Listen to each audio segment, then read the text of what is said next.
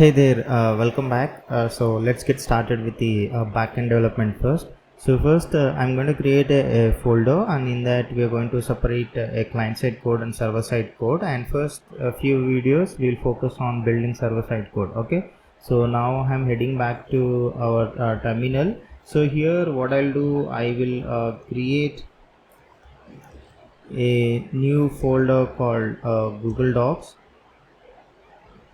Okay, sorry, Google Docs.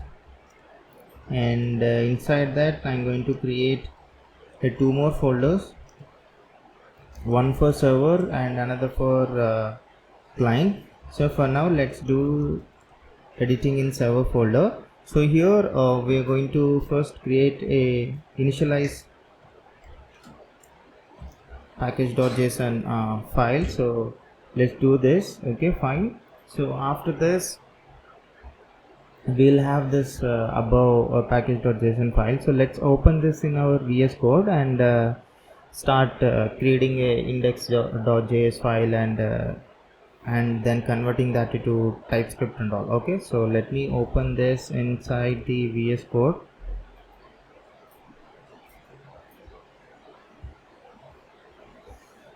Okay, so we are inside VS Code, and let me open integrated terminal.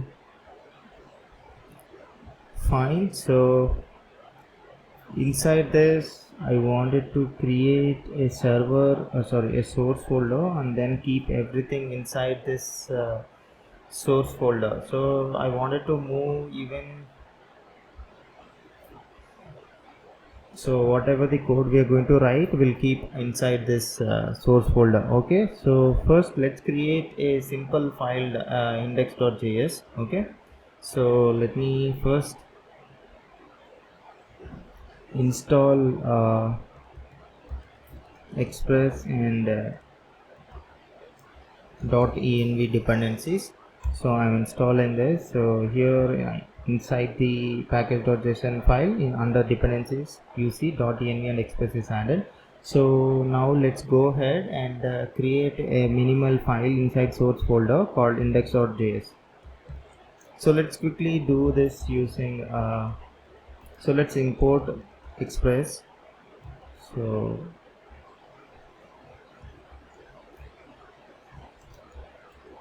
and .env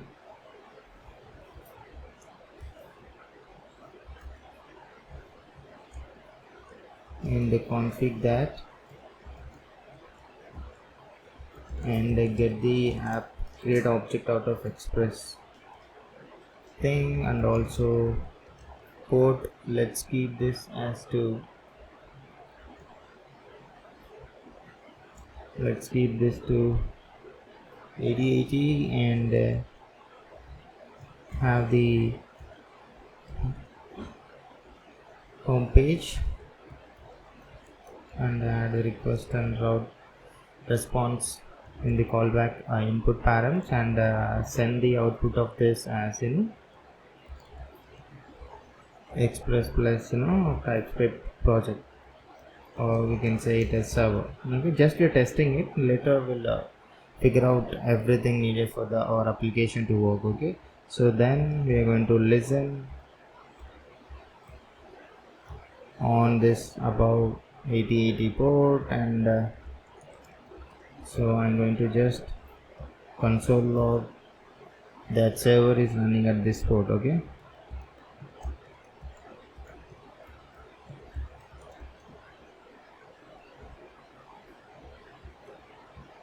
so let's add the variable. So I'm going to change this to backticks, and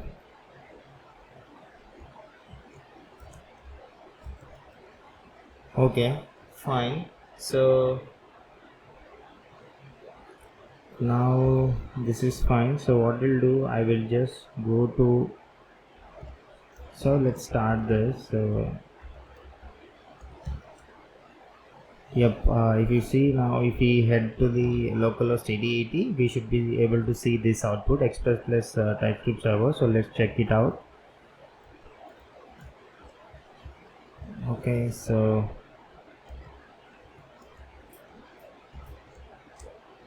yep, so our server is fine. So now the thing we want to do is we want to install TypeScript and convert, so we wanted to write every code of this server in TypeScript. So first let's set up the TypeScript thing. So I am going to stop this server and I'm going to install dev dependencies. So TypeScript, then the types required for that, for express to work, and also nodes. Okay, fine. So here inside package.json we should see dev dependencies, express, node and TypeScript. Okay, and let's generate tsconfig.json file. Okay, so let me run a command npx tsc init. Okay, so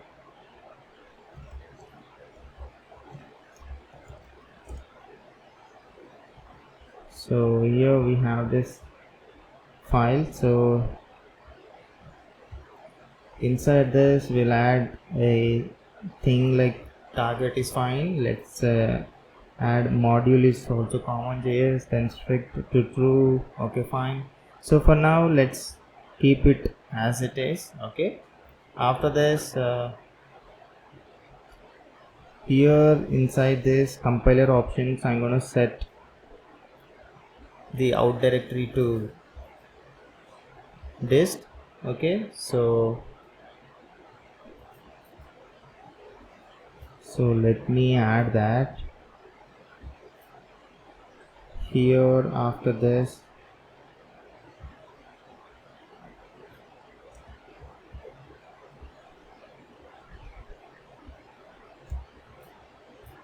after this I'm going to add out directory and this is going to be dist. Okay, fine. And so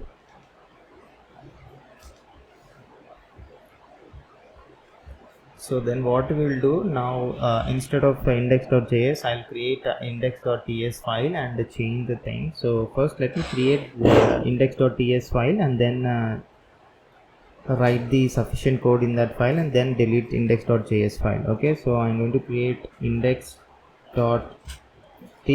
and here let's import express and destructure the express, request and response from express and do the same .env. So same like we did in the index.js file. Okay, so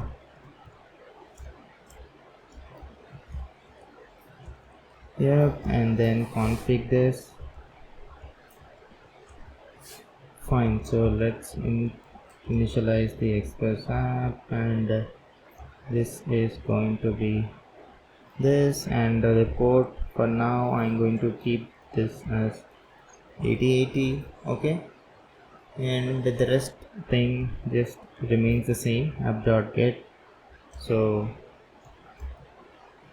here the request is of type request and the response is of type response, which we have just imported, and here let's send the out text as same, so that is express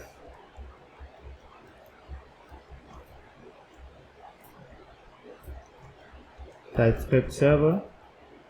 Okay, and then listen on the above port.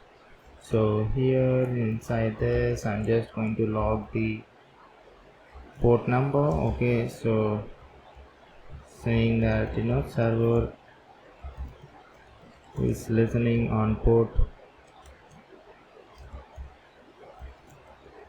Okay, fine. So now let's install the nodeman and concurrently as a dev dependency so that we can watch the changes and see immediate reflection of them when we are making changes. Okay, so npm install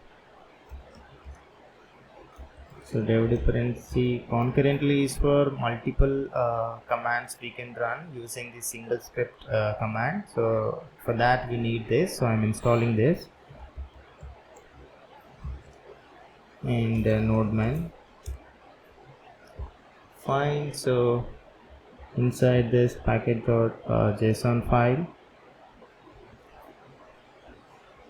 now so nodeman and the concurrently is installed. So now let's add the scripts section. So here I'm going to add a, for now, so let's add a build as npx TypeScript compiler. Okay, and then inside the start thing I'm going to mention this as node source index.js, and inside dev I'm going to use concurrently, and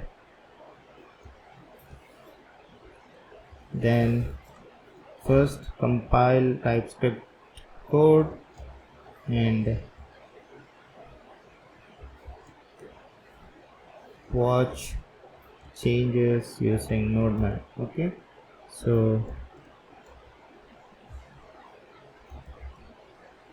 this is going to be this index.js.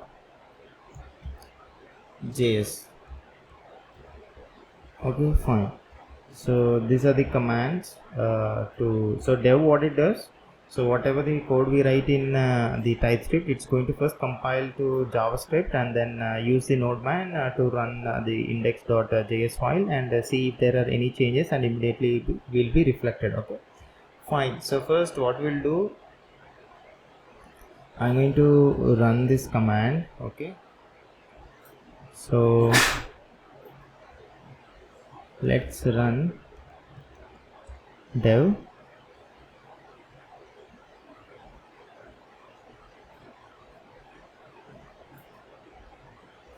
Okay,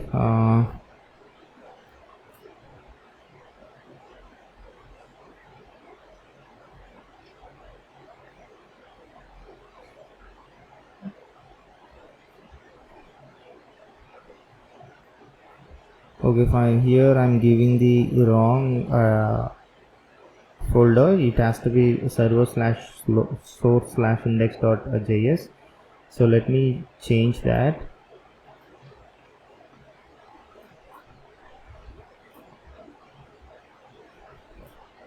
So let's do this.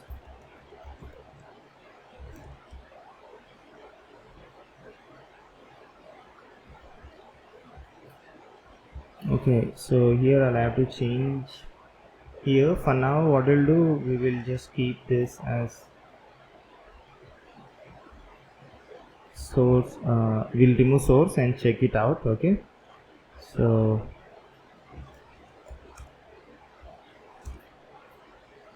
yep, so in ADET the output should be visible for us. So if I refresh, yep, so if I immediately change this to something like server thing, so we should be able to see those changes immediately. So if I see, yep, so yeah, the setup part is done. So let's talk about our models required for our application. So first I wanted to focus on building the models, that is the tables required for our database and the relationship between them, so that once we have this base schemas set up, we can write a services and then controllers and then routers, and if required validators and middleware stuff to handle authentication and all. So I wanted to start with models, so we'll first start with them. Okay, so I'll create a separate folder inside the source folder called db, and then we will handle models related to the database inside the folder. Okay, so let me create that. Before even that, I wanted to correct here. We wanted here the same structure as we have inside our server folder. So for that to happen, so inside tsconfig.json we should just mention here our root directory. So if you just mention this and now try to run the command to build, so we will be able to see the index.js inside the source folder of this folder. So if I run this, so yep, now you see it is source index.js. So now I can just delete this, and here in package.json I can change now here this slash source slash index.js. Okay, fine. So if we run this, we should be able to see the same. Yeah, okay. So yep, the server is running and fine. So now for DB, I'm going to use the ORM, SQLize ORM, which is a popular ORM for Node.js application. So this is what we're going to use. So I'm just going to show you the gist. So this is the SQLize TypeScript Node.js ORM. Very good one to write a clean code. So I'm going to use this, and if you want more info you can just refer to its documentation. They have detailedly explained each and every part how to use them. And we're going to use one more node or package manager SQLize TypeScript. Okay, so yep, so let's first install these two dependencies and get started with the creating a model. So we are going to have 6 models, so I'll be explaining one by one once I'm creating these models. Okay, so first let's go here and let's stop the server now. So here I'm going to install SQLize. Okay, so and SQLize TypeScript, which I will just show. Fine, so let's install this. So after this we're going to install our dev dependencies for them too, that is types. Okay, so I'm going to install types for SQLize and also the SQLize command line interface. So here this is types SQLize and then command line interface. Okay, so those two should be installed under dev dependencies. Okay, so SQLize types and the SQLize header. Fine. So now let me create and also I'll delete this. So we are no longer in need of this file. So let me delete this. Okay, so inside the source I'm going to create a new file called folder called db, and in there here we're going to handle the models required for our database.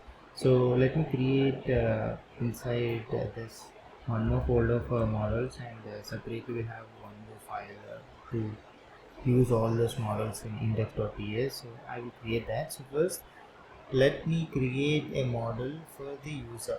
Okay, so here I'm going to create a new file called user.model.ts. Okay, so here first I am going to create a class called user, which extends model from SQLize. Okay, fine. So and the table name for this inside our database we can decorate using the table decorator, and I give here the table name. So table name, I want it to be user, and we want the case to be a snake case, so we'll give the underscore as true. Okay, fine. So now we have the columns inside this user table. So first thing is the email. So email, the data type would be the string. So let's use the column decorator. So okay, so for that the data type would be a string. So data type dot string, and the name of the column is email. and we want this to be not null, so that's why the exclamatory mark. Fine. So after this, the password column, so let's mention that too. So here this would be again data type of string, so let me give this, and the column name is the password. This also should be not null. Okay, so then the section to know us if the user is verified or not. So for that we'll have one more column which would be of type boolean, which says like true or false. Okay, so let's add that column. So data type boolean. Okay, and is, let's name this as is verified, and this also need a value to be present. So here this would be of type boolean, and then the verification token. So if a user is verified, you need a token for that verification. So I'm going to create a table column for that too. So this would be of type string. So let me mention this, and the name of that column, let's name this as verification token. So verification token. So here this also should be not null, and this is of type string. Okay, fine. Then after that, if the user has forgotten password, we should have the password reset token too, so we'll create a column for that. Okay, so this again would be of type string. So let me quickly write that, and the column name I'll give this as password reset token, and this also should be not null. Okay, fine. So yeah, fine. So as of now this is it. So for user model, okay, yeah, after this let's go with the roles that we can give to the user. Okay, so I'm going to create a new table called roles. Okay, so let's create that, and also let me export this here. So I'm going to export the user. Okay, fine. So here inside the models folder, let me create a new file called role.model.ts. Okay, fine. So same way, so let's first create a class called role and extend the models from SQLize, and give the table name for this. So using the table decorator, so here the table name would be just role. Okay, and underscore as true, and the timestamps, I don't want the timestamp, so I'm going to give it as a false. Fine. So here the first thing is the name of this role. So it can be of admin or super admin. So what we do is let's create a enums for this roles. So I will create a separate folder again inside the source folder called types, and in that we're going to define enums and create enums for this roles. Okay, so let's create a new folder called types. Okay, so here I have created types, and inside this we'll have different types of types. So for that also I'm going to create a folder called enums, and inside that first let's create a role enum. So that is what we wanted, right? So I'm going to name the file name as role enum.ts. Okay, so this is going to be of type enum, and the name of that is role enum. So we'll have two roles. One is for admin, so let me give the same name admin, and the other is super admin. Okay, yep, and export that, export default to enum. Okay, fine. So let's use this enum inside our role model. Okay, so here first type we will name the column name as name. Okay, and define the type using the enum which we have just created. So I'm going to name this as name, and we're going to import this is of type role enum. So use the column decorator to say that this is the column name, and here the data type I would mention this is of type enum, and we're going to give the two values which are just created. It can be of admin or super admin. Okay, yeah. So this is a name, the role name column, and after this we will have the relationships with the other tables which we are going to create. So for now I'll leave this. So once you create all the tables, we'll link all the tables. Okay, so this we're going to export. Okay, fine. So after this we'll have the refresh token model. So kind of tokens associated to particular user will store inside this table, and when is it going to expire, and all those details will be falling in this table. So let me create a new model called refresh token dot model dot ts. Okay, and as usual create a class refresh token, and extend the model. Okay, and here give the table name for this using the table decorator. So the table name would be refresh token, and we want underscore to be true so that this will not be converted to camel case, and it remains as we have specified here. So let's make this as a true, and here the first column is going to be the token. So let's this is going to be of type string, so mention this is a column. Okay, and mention the data type. So data type is string, which I have mentioned. Okay, and token, this should be not null. So this, as I mentioned, is of type string.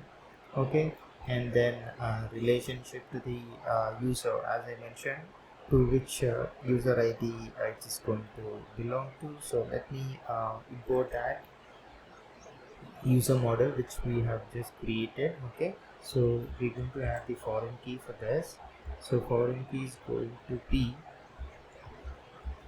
user ID, and okay, so let's import that user. Fine, and here we're going to map the user ID, and this should be not null, and this is of type number. Okay, and here we'll have the details of completely belongs to which user. So this again will map the user model which I just created, and yep. Okay, so here we are getting an error because we have to mention the relationship in that model as well. So which I'm going to do, refresh token. Okay, so going back to our user model. So let's add a one-to-many relationship inside our user dot model. So here I'm going to say that one user can have many tokens. So as many, and here we're going to map to this refresh token model, and then on deleting I'm going to delete all rows associated to this user in that refresh token table too. Okay, and here the column name is refresh tokens, which is going to be array of refresh tokens. Okay, so yep. So what is the error here?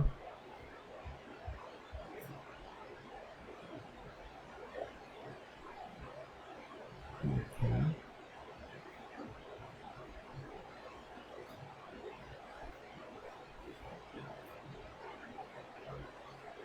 let's check it out in this.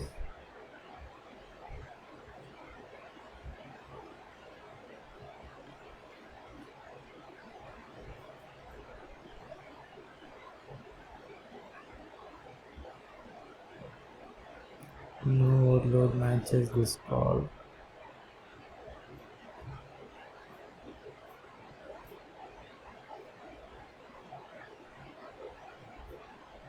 Okay, I'm gonna figure it out, but first let's complete this. I see some issue here. Okay, maybe I'll have to define the types because it's not able to identify the types.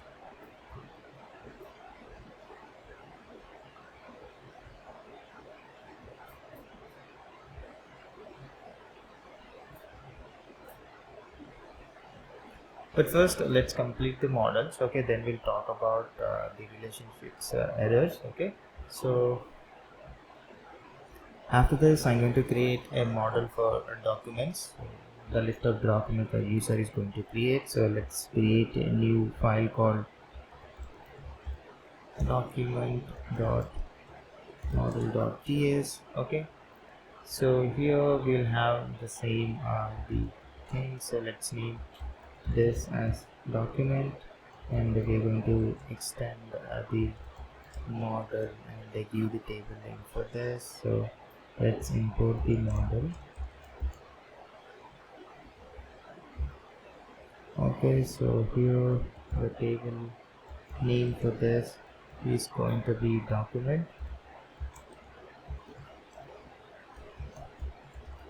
and underscore to true. Fine. So here the columns we're going to add. One is the title of the document, so which is going to be of type string. So let's mention that. So column data type dot string, and this is of type string. Name of the column is title. Fine. So after the content present in that document, so it's going to be of type JSON, right? So, okay, so here column, and this is going to be JSON rights. Okay, and the name of this column is content, and this should be not null too.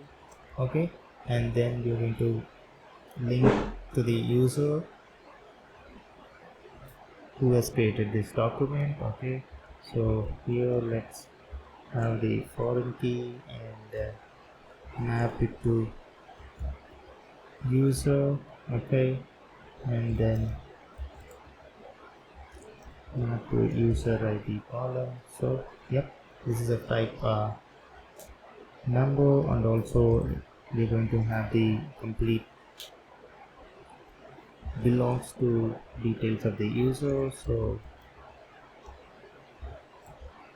and the name of this column is going to be user. Okay, so there should be not null. Yep.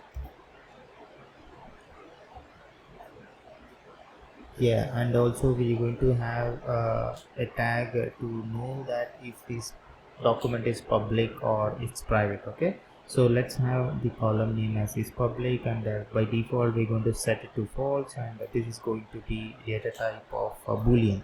Okay, so let's defaultly set the value to false, and we're going to make this as a column, and the data type is boolean.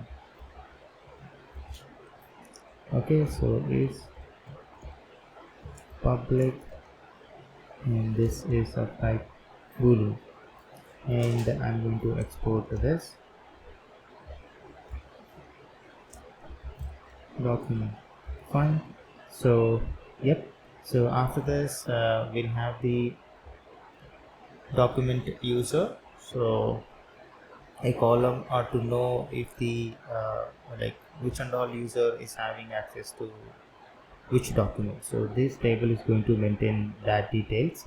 So here I'm going to create a new file called document hyphen user dot model dot ts. Okay, so the same way, so let's name this class name as document user and extends the model and the table name. We are going to give the table name as document underscore user. Okay, and underscore as true. Fine, so now we're going to create a column for this. First is the permission, so is it just going to be a view or edit? Okay, so here again we'll have the enum for this, so let's create the enum in the types which we have just created, and for this I'm going to name this as a permission enum. Okay, so let's create this inside this enum section, so new file, so permission enum.ts. okay, so this is enum, and the name of this is going to be permission enum. The rules that we would be keeping is two. One is to view and another to edit. Okay, so view and edit. Okay, so let's export this enum. Fine, so heading back to our document user model, so first thing we're going to define the partition column, so this is going to be of type enum which we have just created, so data type dot enum. Okay, so view and then edit. Fine, so the column name is permission and this should be not null, and so permission enum, which is of type permission enum. Fine, and we're going to mention belongs to user. Okay, let's import user,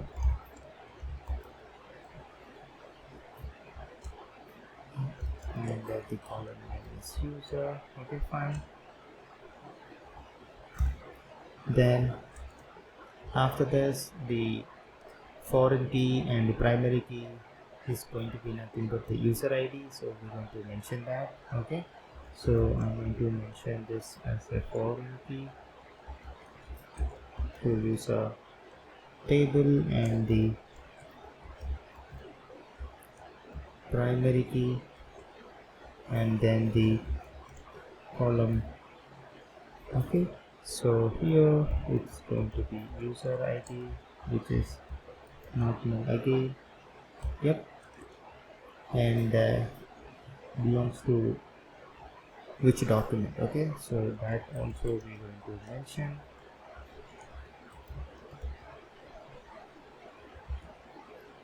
Document. Okay, and this is going to be type document, and again foreign key and primary key column is going to be document ID. So here I'm going to map it to document, and then primary key, and then the column. So this column name is going to be document ID, so which is a type number, and then export this document user. Okay, and as mentioned in the documentation inside the tsconfig.json file, we'll have to mention these two things, which is so if you see here these two things. Okay, so let's add this experimental decorators and edit decorator metadata. So let's head back to tsconfig.json file and add these two.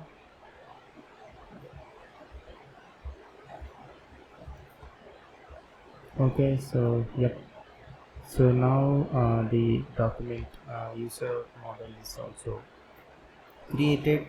So after this, the thing is left is the user role model. So that is the only thing left. So let me create that user role model dot ts. So this class name is going to be user role extends model. Okay, and I give the table name for this using the table decorator. So the table name is going to be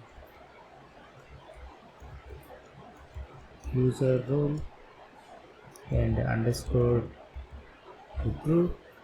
Fine. And let's quickly have the belongs to user and also the foreign key to that row of that table, user ID, and also the role. So again we'll have the mapping to role table and the role ID of that table. Okay, so let's quickly do that. So this is belongs to user. So this we should be not null and make this as of type user, and here the foreign key to the user is going to be user ID. So let's mention that, and this is the primary key. Okay, and it's the color. So here it's going to be user ID, which is of type number and it's not null, and do the same for rule table 2. So belongs to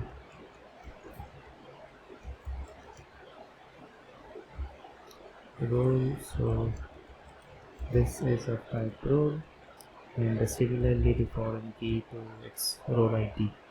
So here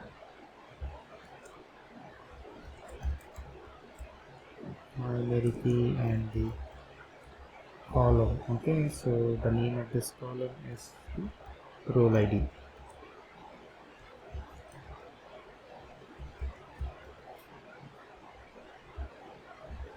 Okay, so I'm going to export this, which is user role. Okay, so now let's check it out, all relationships is established correctly or not, and then we will figure out the issue for this. Okay, so yeah,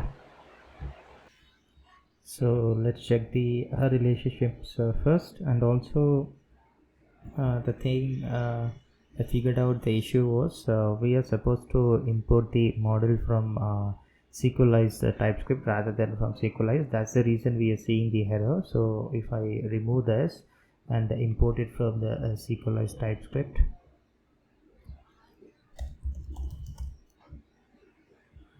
the issue is resolved now. So do the same for other models as well. So first let's see the relationships inside the user table and also add scopes for that. Scopes are nothing but common queries which we'll be using, so it helps us to ease the efforts needed for us to create a common queries. Okay, fine. So refresh token, after that we have the array of refresh token. Fine, so then we'll have to add the relationship to the role. So let's add that. So that is belongs to many, so one to many, and here the role model, and we are going to have your through model user role. So let's import this. Yep, then after this, so this is, yeah, we'll have to give the name. So here it's roles, and this is again going to be array of role models. Okay, yep, after this we'll have the relationship to the user role, so which is 1 to many, and on deleting we are going to cascade this those rows as well. Okay, so let's create that as many and to user role, and here on delete I'm going to cascade them. Okay, and the name is user roles. This is again going to be array of user role. Yep, so this is the relationship to the user role, and then one user can have many document users. So again here as many and to document user model, this to on delete I'm going to cascade. So this is going to be again shared documents array of document user. So let's name this as shared documents, which is a not null, and this is going to be array of document user. Okay, so the relationships needed in the user model is completed, and also let's add a scope for this. So as I mentioned, it is to write the common queries, help with the common queries. So here let's name this as with roles. Okay, and include the things we wanted. So here we want model user role, and then attributes created at, updated at,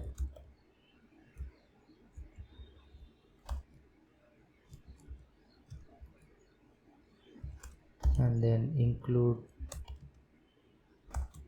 the role. Okay, so this is the scope. Okay, fine.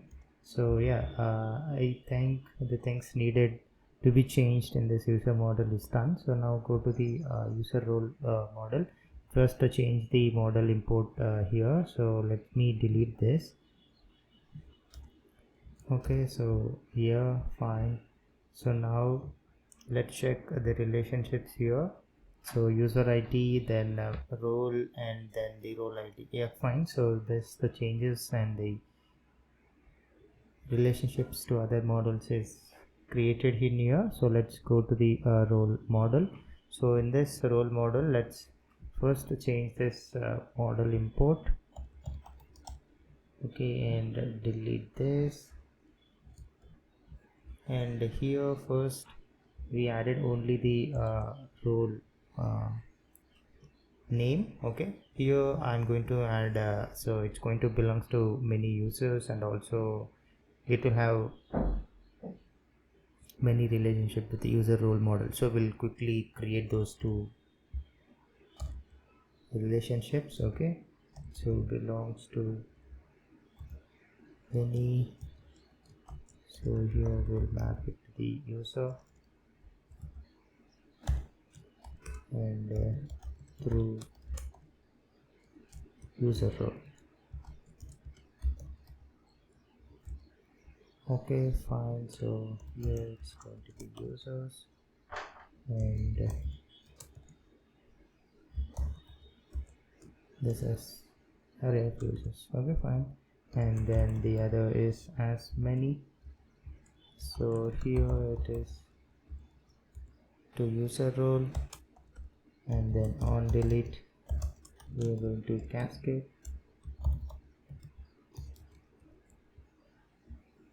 and the name of that is role users.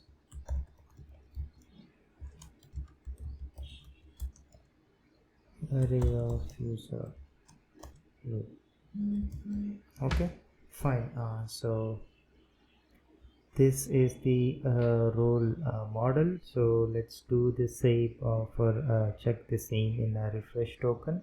So here, as we are doing for other models, let's import the model from synchronized TypeScript, and delete here. Fine. So now the things is okay, token, and then already established the relationship to the user model. Okay, and yeah, so here it's taken care of. And going to the document model now. So here again I'm going to change the model and delete this. Fine. So here I'm going to add a default scope.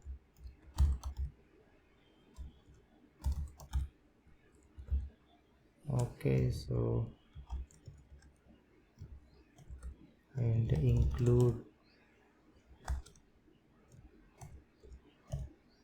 model document user, and also include the model user, and then attribute email.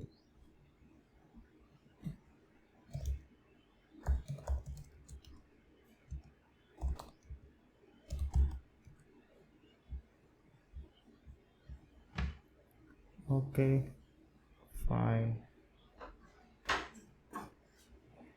Okay, this has to be a list of objects. Okay, so let's change this. Fine, so this is the default scope, and after this let's check it out. The columns title and belongs to user is added, foreign key to user is added, and we'll have to add relationship to the document user. So let's add that. Okay, so that is, it has many relationship as many document user. On delete, I'm going to cascade them, and the name that we're going to give is the users, so which is the array of document user. Okay, fine. So this is it for this model. So now heading to the document user, so let's change the model here. Fine, so delete this, and inside this document user we have the permission column, then the user, we have added already the relationship to the user, then yeah, document, pretty much it's taken care of. Okay, and I should import the document. Yep, yeah. So yeah, these are the models that are needed for us. I know there might be confusion for you if you are using the SQLize for the first time and how to add relationships to the different tables. There is a clear explanation of them in the documentation, you can refer them. But still, if you feel confused, please feel free to comment and I'll be able to help. Okay, fine. So these are the models needed for us, and I have created that. So now let's create an index file and use the all models which were created inside one object. Okay, so let's create a new file called index.ts. okay, so here I'm going to first create a,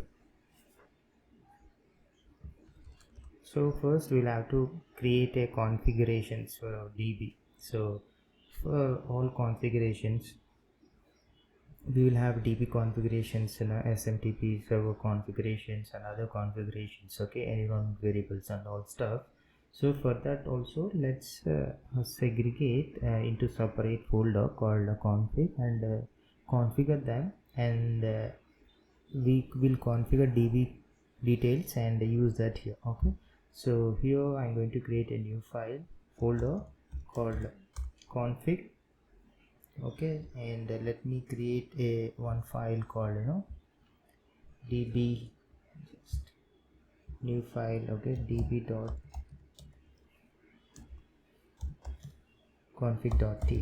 fine. So here I'm going to create one object called sequelize. So here, depending on node environments, if it's our testing or development environment, we're going to initialize our sequelize object in one way, and if it's a production, we're going to initialize sequelize object with strictly SSL required and all those stuff. Okay, so here so as I said, we should have environment variable, so we should create a .env file and make use of them. So I'm going to do that now.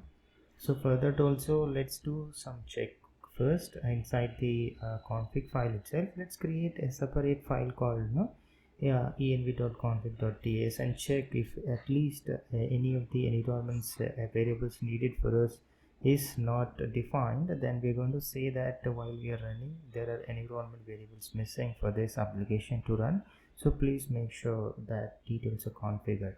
Okay, so let's do that and then come back to this db.config.ts. okay, so I'm going to create a new file here, env.config.ts. so for now we would need the node environment variable and also the host and the port which on which port we are running, and database URL, and if there is a user and password for that, and db host and db port. Okay, and database name. So for now we'll define those variables which are required for us. Okay, and eventually we'll keep on adding as we progress building this application. Okay, so here the first thing, the checks that I'm going to give here is if process.env. so now you see there is no suggestion for us to have which variables and all, so let's do that. So we will define the types interfaces to the like kind of say that these are the environment variables that we would be using in this application. So when we are trying to refer them using process.env we should be able to see the suggestions here. So for that to happen, we will define, as I said, inside the types folder, I'm going to create a separate folder called interfaces, and in that I'm going to create a add variables in the interface process env of the node.js namespace, so that we'll be able to see them. Okay, so what I will do, I will create here separate new folder called interfaces, and here inside this I'm going to create a new file called environment.b. okay, so this is going to be global variables, and the namespace is node.js, and I will add the interface. This is going to be process env, and as I said, whatever variables are needed for now, I'm going to add them. So which is node environment. Okay, so by this can be values of test or development or production. Okay, so this is one variable. Then after this, the host of our server, so this is going to be of type string. Okay, so then after that, the port of our server,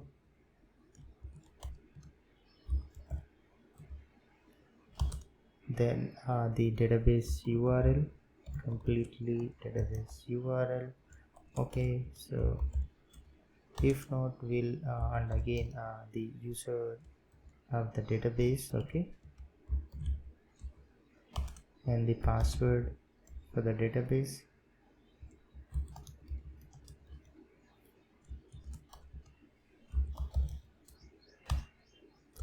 and then db host. So separately, if you want to define it this way, we will have this variables db host, and this is going to be of type string, and the db port, this is going to be type string, and then database name. So here, yep. So for now, let's keep it this way. So additionally, we'll add whenever we needed of other variables. Okay, so here heading now here, so let's first thing that I'm going to, let's first build this. So let's comment this.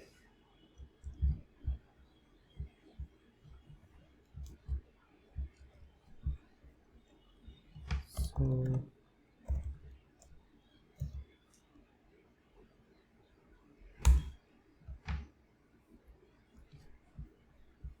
okay, so here first, this is where I'm going to check, and here I'm going to create a one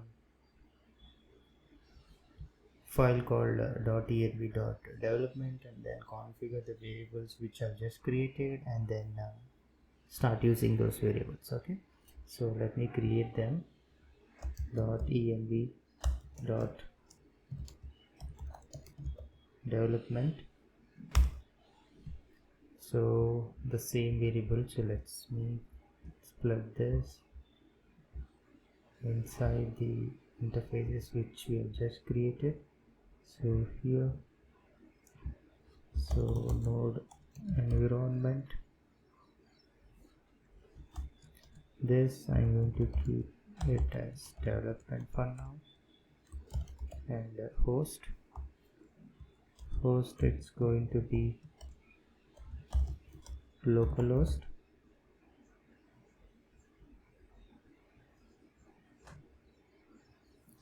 okay, and then port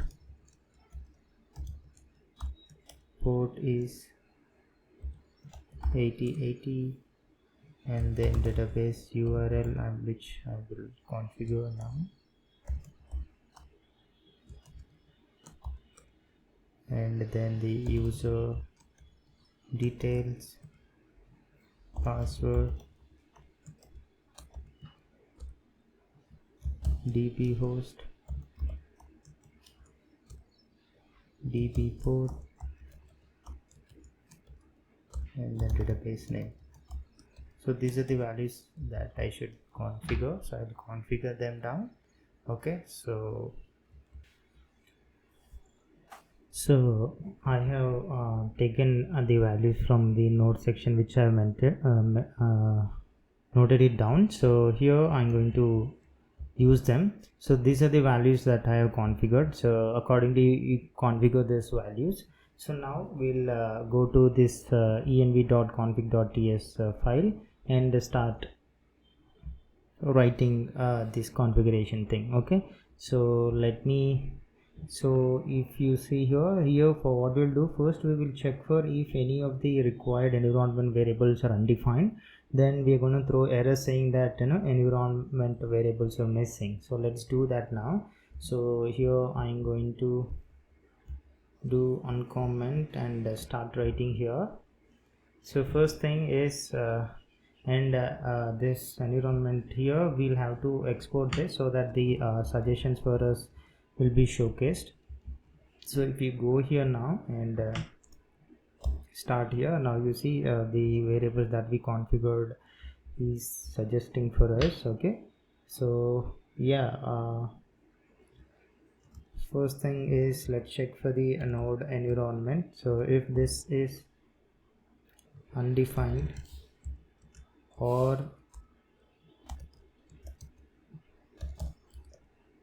host is undefined,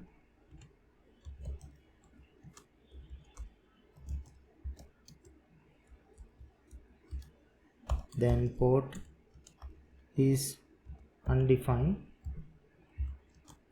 or database URL is undefined, or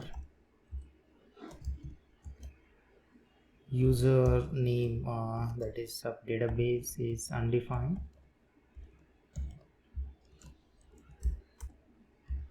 then the password,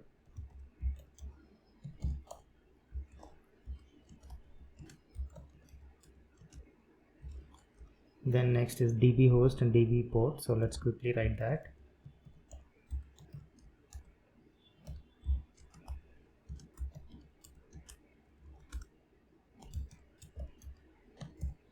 db port. Okay, so and finally the db name. Okay, so let's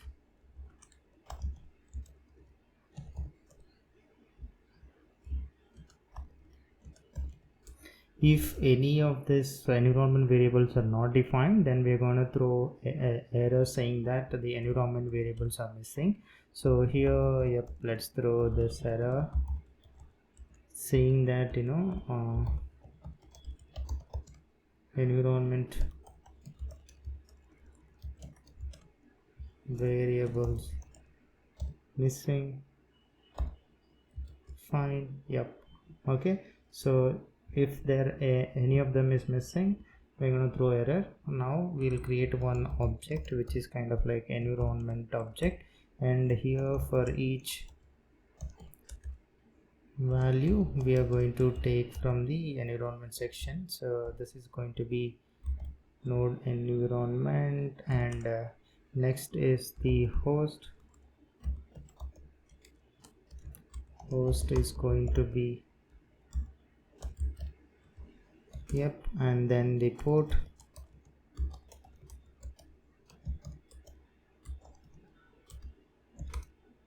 and then database URL,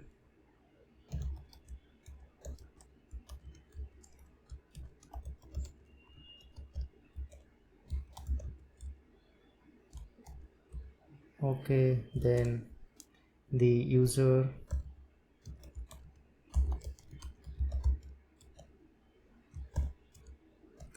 password,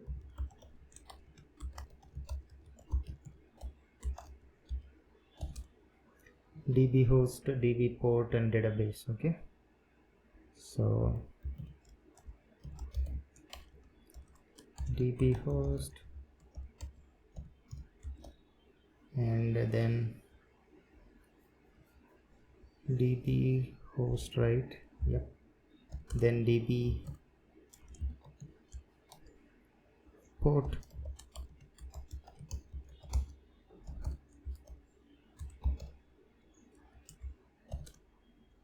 and finally the database name. Okay, yeah, so then this environment object will have this value. So we are going to export this and make use of this object in other files wherever needed. So now going to the db.config.ts, so this is where we'll make use of the thing which we have just created. So and create an object called sequelize. So let me create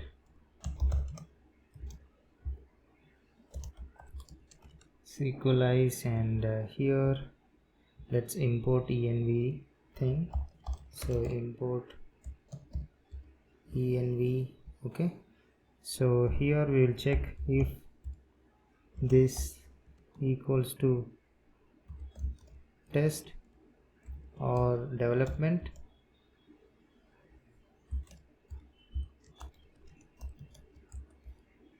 Then we are going to initialize the sequelize object in one way using the database name and user and password. Okay, so it is going to be database name, then the user, and then the password.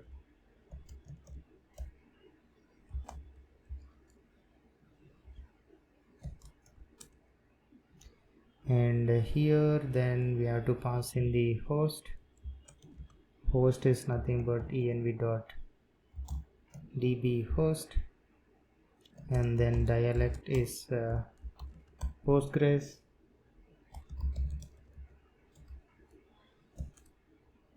then logging I'll provide the value as false. Okay, fine. If this is the development or test environment, if not, we are going to initialize using the database URL and make sure that SSL is required. Okay, so here first env dot database URL and provide the dialect as Postgres, then dialect options. First thing is SSL require to true, then reject unauthorized.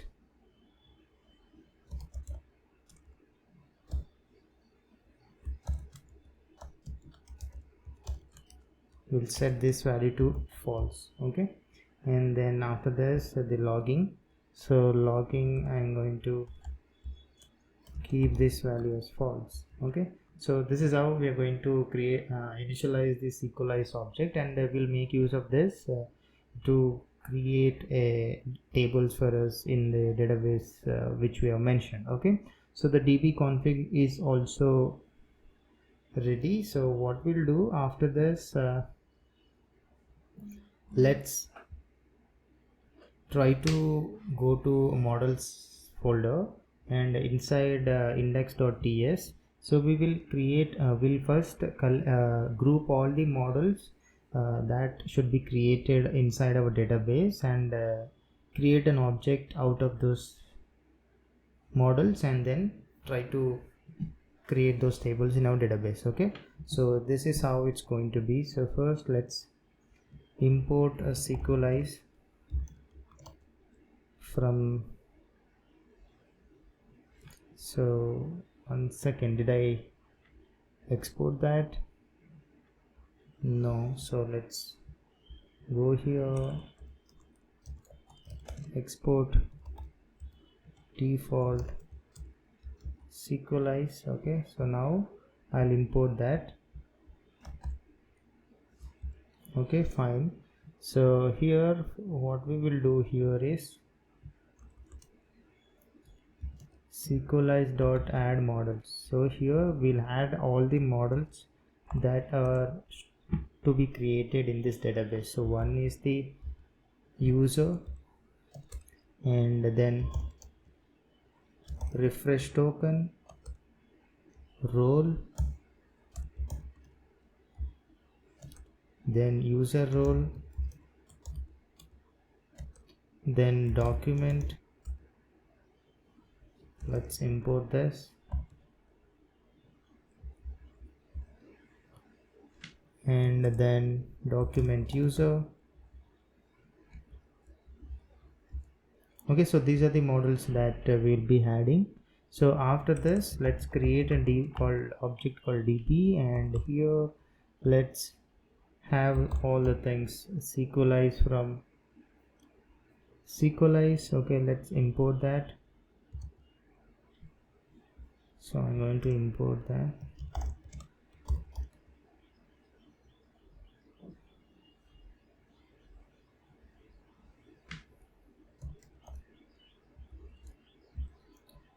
So just a second. Yep, so let's use this SQLize and our SQLize object, and then all the models. Okay, so refresh token, role, then user role, just all the models. Okay, document, and then document user. Okay, so then we'll export this, and we'll make use of this when we are trying to get the details from the db. Okay, fine. So the db object is ready. So now what we will do is inside this index.ts file. After I will try to create these tables inside the database. So first what we'll do, we'll try to call this equalize object on db object which we have just created. Okay, so this is how I was talking about. So here what we will do, we will add the middleware first. This is, we can add it later too, but this is like JSON middleware which kind of lets us to receive inputs in the JSON body. So it's a good way of using this. So after this I'm going to just initialize this and also here I'm going to change here the port to the thing which you have just created. So this is going to be env.port. Okay, fine. So after this I am going to create, so let's import db dot sequelize dot sync. So what it will happen, as soon as I run this, it will create the tables in our database. Okay, so let's try that first. So here so if we see package.json, so what we will do, we will try to run this and see if the tables are getting created in our database or not. So now if you see inside the Postgres, so if you see inside the Postgres here, this is the GD database I have created, and inside this there is no tables. Okay, so now let's try to run that and see if the tables are getting created or not. So going to our VS Code, so let me run this npm run dev. Okay, so there is environment variables missing. Let's, one second, so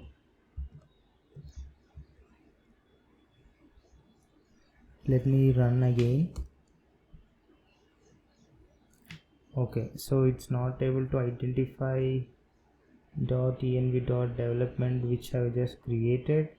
So what we will do here, env.config.ts section, so here the values are, so first let's comment this part. I'll figure it out why things aren't working the way wanted. So let's run this.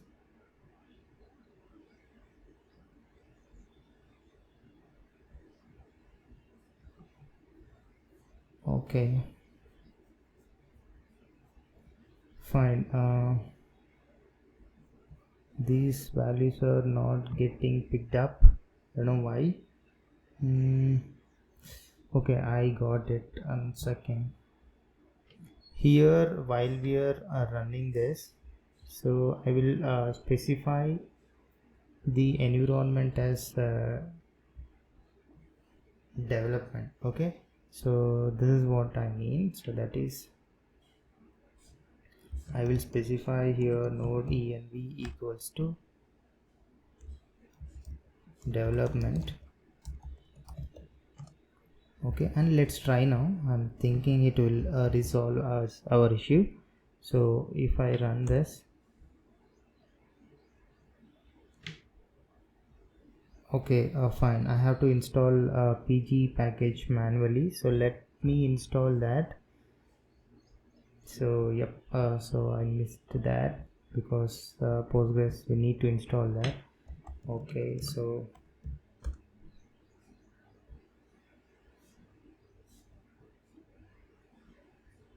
okay, I have installed this, fine. So let me restart it. Okay, so let's run this.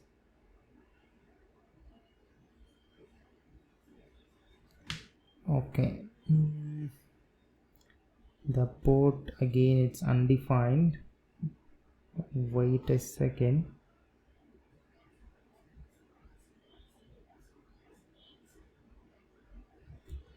Okay, let's refresh this.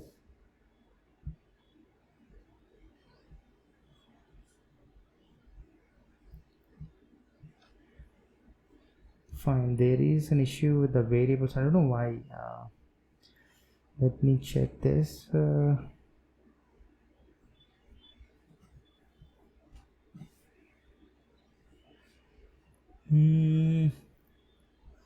How about I specify? I don't. This is how the environment variables has to be configured, right? Okay.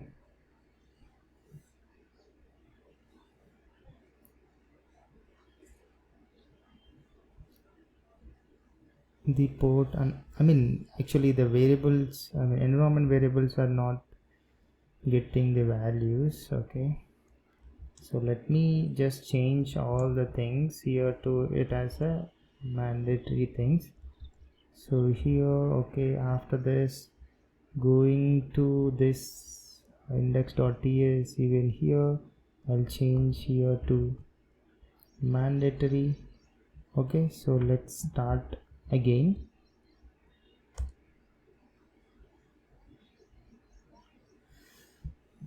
Okay, again it's undefined.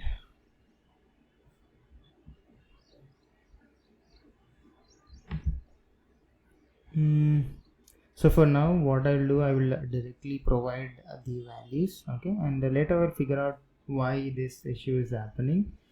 I think so I'm missing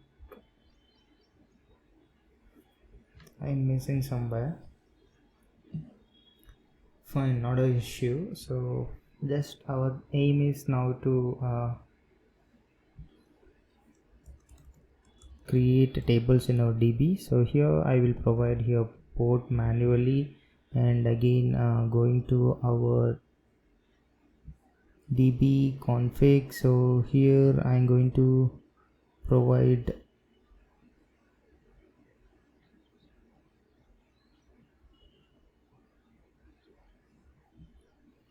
the values I have specified in this. So let's quickly do that.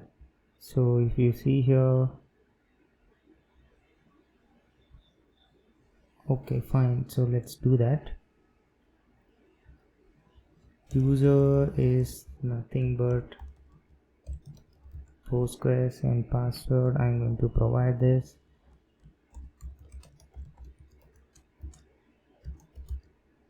Okay, and the database, so database name is GD. Okay, and the DB host, it's nothing but the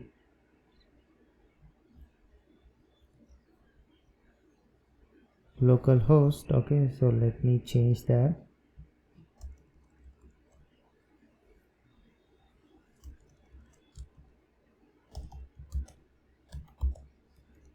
Okay, fine. So I don't think so, because this is needed. I'm specifying here development environment as development. Okay, again this. Fine, let's check it out. Okay, so I think, yeah, so let's restart this.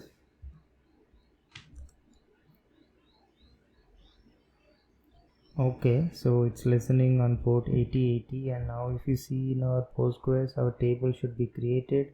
So let me refresh this.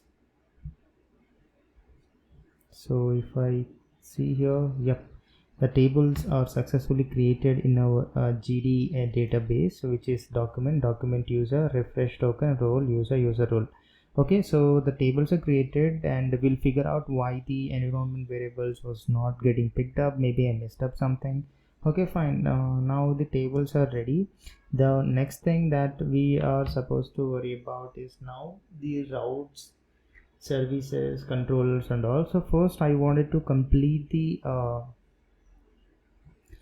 auth related details. Okay, so what I will do, I will create a router okay, for auth router. Okay, so what we will do inside this source folder, let's create a folder for routes itself. So we'll have multiple routes. Okay, so here I'm going to create routes, and inside first, as I said, I'm going to handle for the auth route. So I'm going to create routes related to that inside this auth.routes.ts file. Okay, so yep, so let's make this as singular, so that is fine. Yep, so in this we will try to define the endpoints that are needed for us. One is to login, and another is to refresh token. Okay, and another is to log out. Okay, so yeah, as of now this is the three things which I think we should be able to create. Okay, so here I will initialize the router.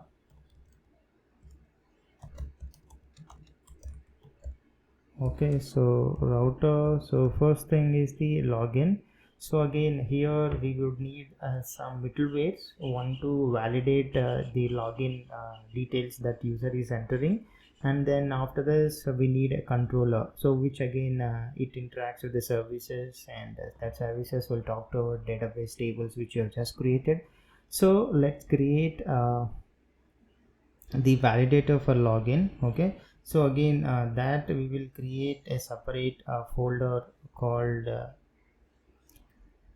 validators. Okay, so inside I'm going to create a auth.validator.ts for now, since we are dealing with the auth route. Okay, so inside this I'm going to create a new folder called validators, and the first thing I was talking about this auth route. So auth.validator.ts. okay, fine.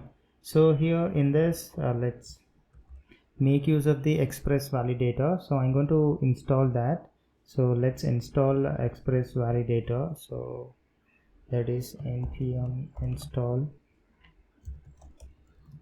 express validator. Okay, so quickly let's install this. Fine, it is installed. So now let's define a one object, one class called something like auth validator, and here the first is to check the login details. Okay, here it will have multiple checks, so we will look for the body of email. Okay, so let's import that body from express validator. Okay, fine. So what we'll check is this email. Okay, fine, and we are going to normalize this email, and with message if there is an issue. So the thing that will be showcasing is must provide a valid email address. Okay, the pretty standard validations. Okay, so after this we're going to check for the body of which is a password. So let's password, and if exist we're going to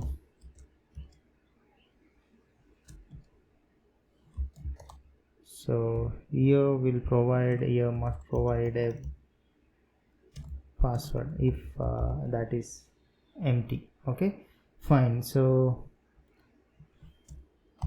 these are the messages that will be showcasing in case if email is invalid and password is not provided. Okay, fine. So let's go to the our route. Okay, for now, later we'll add what and all are needed. Okay, so this auth.route.ts. Okay, fine. So here for login, just validator required for us is created. Okay, so after this I want a controller, kind of like which deals everything related to auth. So for that also, let's define a separate folder called controllers. Okay, and try to create a separate controllers for all the routes that we're going to handle. Okay, so inside this source folder, I'm creating a one more folder called controllers. Okay, and inside each, let's create a subfolders for each of the things. For now we are dealing with the auth, so I'm creating a auth folder, and inside that I'm creating a auth controller, so auth dot controller dot ts. Okay, fine. So this in this we will try to do the login and validate the passwords and those things. Okay, fine. For now we are focusing on login route, so let's deal with that. Okay, and since we are going to have the common pattern of having a request and a response as an input, and we should be able to catch for some errors, so let's define a common method kind of like middleware and make use of that, so as to not to repeat the code again and again. So let's follow dry thing, that is, do not repeat yourself. So for that also, let's define a middlewares. Okay, and all the things will keep it at some place called middlewares folder. So let me define here inside the source folder itself a folder called middleware, and here as I said, for accepting a function and returning a request and a response with the next function, so that is the thing I'll be writing. So let's name that as a catch async. Okay, so here catch async dot ts. Okay, so here let's define that as think, and this would receive input of type function. Okay, and we are going to return the function. So this is nothing but the higher order functions. Okay, so which takes the function as the input and returns function as the output. Okay, fine. So here this is of type response. Okay, so let's import that request and response, and then the next function. Okay, so here let's pass in this next. Fine, and we are going to return this by passing in request response next, and if there is any issue we're going to catch that. Okay, fine. So this is the helper function, middleware function I was talking about. So this I'm going to export this and make use of this. So now going to our auth controller, let's define a class called the auth controller. So let's name this as something like class auth controller. Okay, and here the first method I was talking about is the login, and will make use of the catch async, and here this is going to receive the function as an input parameter, which way it is. Let's make this as asynchronous, and this is of type request, and response is of type response. Okay, let's import them. Okay, so here request and response. Okay, fine. So after this, so we will validate for the request body if there is an error. So we will just say that there is an error with the status code 400. Okay, so that we're going to make use of the validation result from express validators and pass in the request body thing which we receive. So if this error is not empty, then we're going to return saying that there is some issue with the status code 400, and here I'm going to say this as error. Okay, fine. Now I'm going to destructure from the request body, that is email and password, So that nothing but, as I said, for login, the inputs, login endpoint, the inputs that will be receiving in the body is the email and password. So that is the thing we are destructuring from a request.body file. So after this, here we will have to find the user by email. So it is nothing but, login, we are assuming that the user is already registered. Okay, so that is for this. So before even that, we should have the endpoint which kind of allows us to register the user, right? So what we will do, let's not have that endpoint in this auth route, because here we are not dealing with registration. I wanted to focus on the authentication details. So for that, I think it's better for us if we create the route inside, so inside the user router. So let's create that first, and let's stop this here.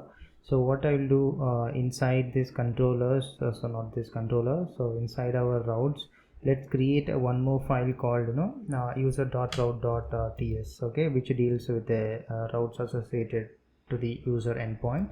So here route.ts, okay. Here as usual, so let's create one router, so it's going to be this, okay. And here the first thing, the host endpoint, the thing of this we are going to handle is the register part. So again, for this we are going to validate, since we are going to receive the email, password and confirm password thing from the user. So let's have a validator for this as well. So as we have already created a validators folder for auth, so let's create similarly the same for the user. So I'm going to create a one more file called user.validator.ts, okay, fine. And here let's create a class called user validator, okay. So here first thing is we wanted to handle the register part. So this is how we are going to do this. So let's import the body from the express validator. The first thing is the email, and it is pretty much same, so we're going to check it is email or not, and also normalize email, okay. And if there is any issue, we're going to showcase this message, that is must provide a valid email address.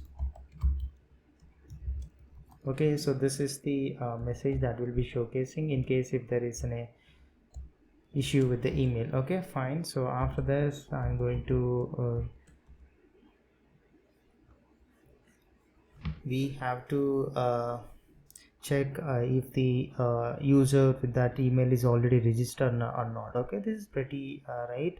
So again, we'll have to check here if by particular email, if the user is present, and if we find that user, we have to kind of reply back saying that user with that email already exists.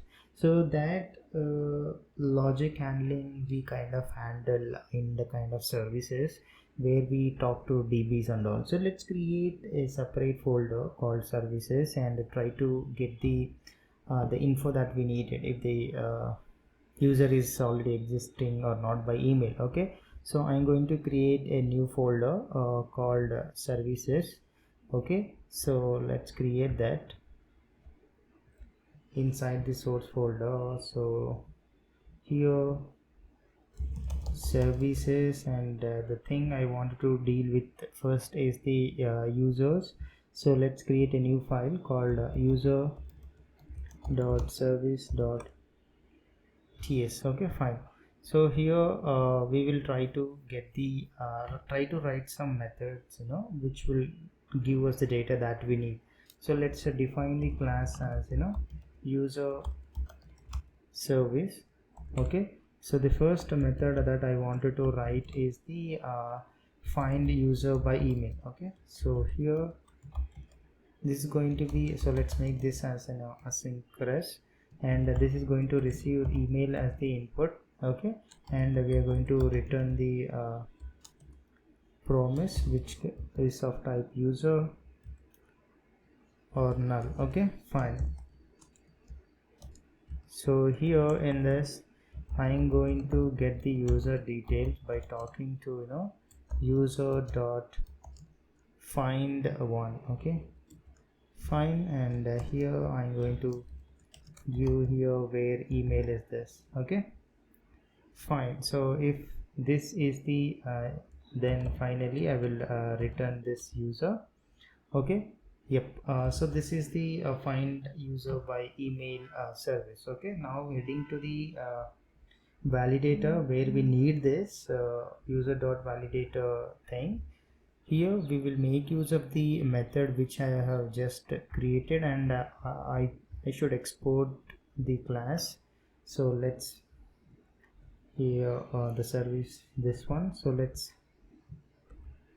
create an object out of that class. So that is user service new user service. Okay, and export this user service. Fine. Okay, so now going to user dot validator, and we'll make use of that object and try to use the find user by email function. Okay, so here this body email, so here we're going to make this as custom, and here asynchronous, let's make this as asynchronous, and here let's get the user details by passing in the value. Okay, so await user service dot find user by email, and pass in the value, that is email, as an input for this function.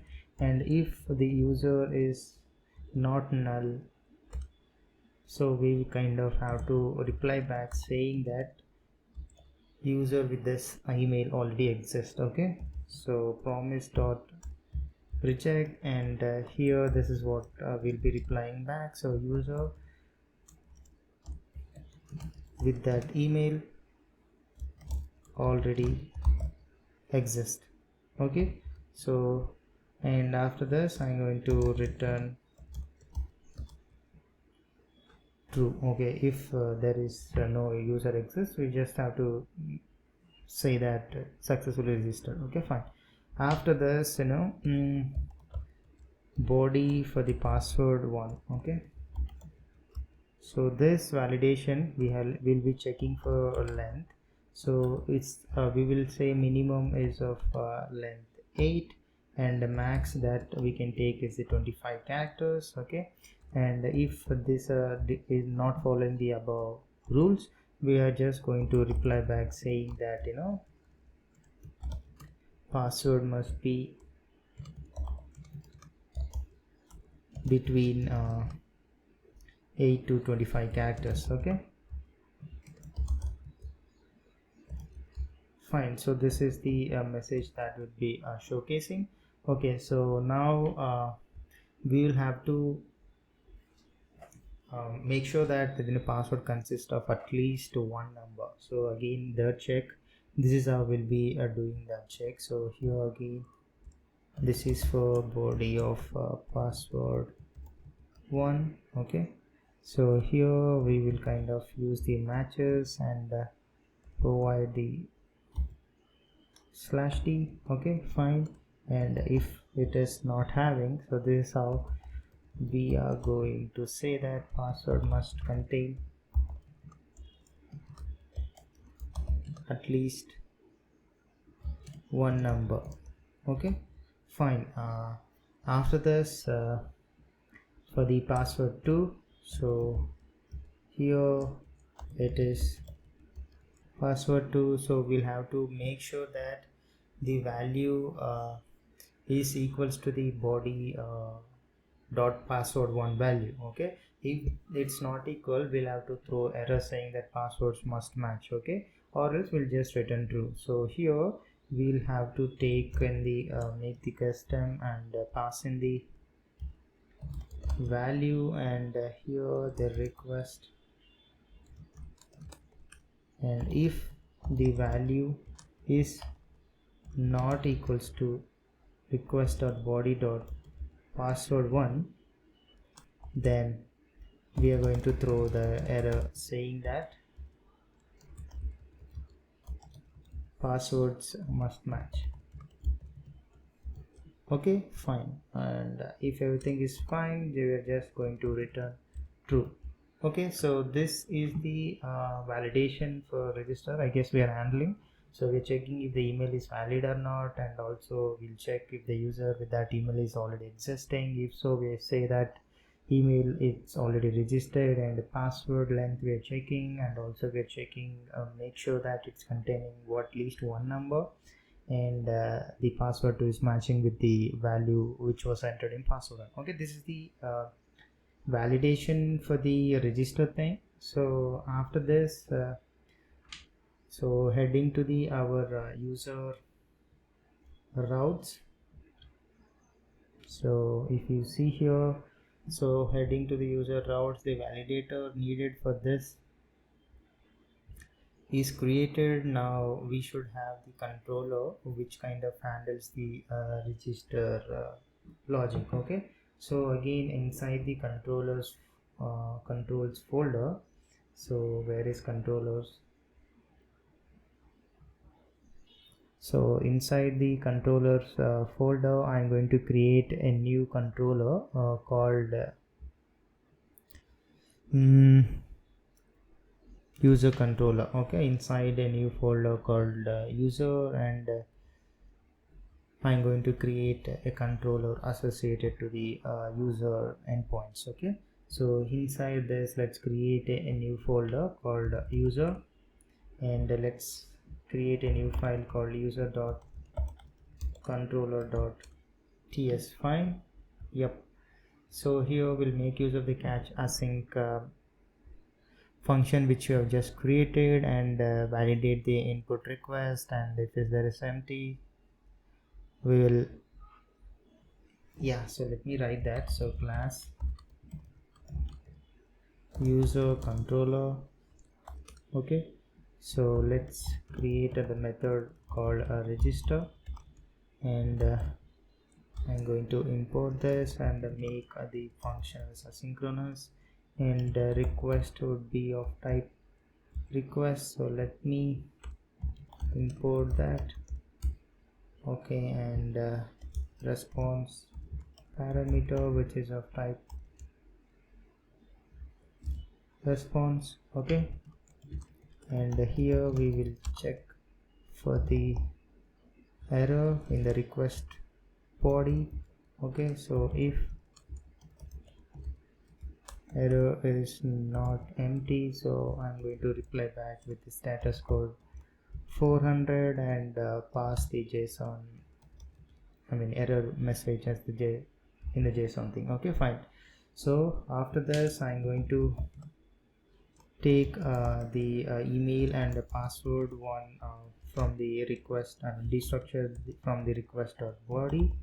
Okay, so after this, I'll have to call the service which is going to create a user. So we have, I think inside the services we have already the user.service.ts. So let's create one function called create user, where it's going to create a record inside our user table. Okay, user.service.ts, right? Yeah, let me open that. So yep, so here I am going to create a method called create user, and make this as asynchronous, and this is going to receive the input params email which is of type string, and the password is also of type string. So here we'll have to store the password, we'll have to hash the password. So for that, I'm going to use a library called decrypt. Okay, so let me install that.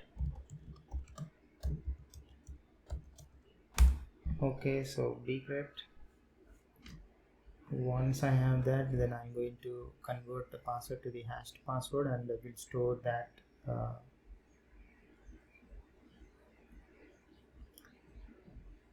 inside our tables. And also we'll have to create a verification token. So as I mentioned already, we'll be using JSON web tokens to sign email and with some email secret and generate token out of it and store that inside our table. Okay, so that also we have to create. Okay, so for that also I need a one library which is nothing but JSON web token. So I'm installing that.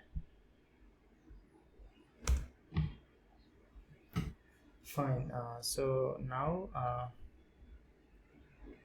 let's make use of the thing. So let's generate a solve. So here await. Okay, so let's import that.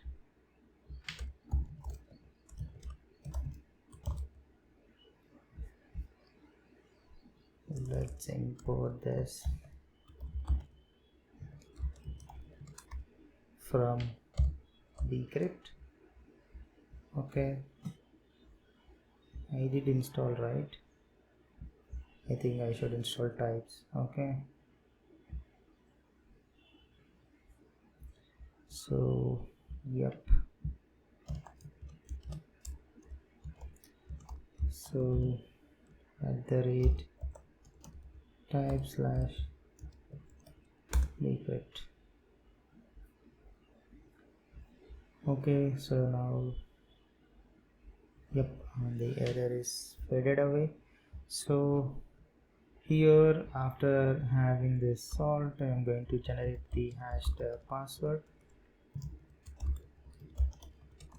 So that is await hash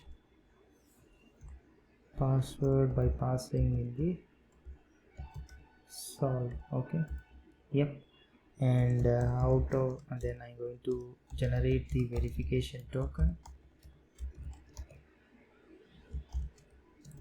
So let's import JWT.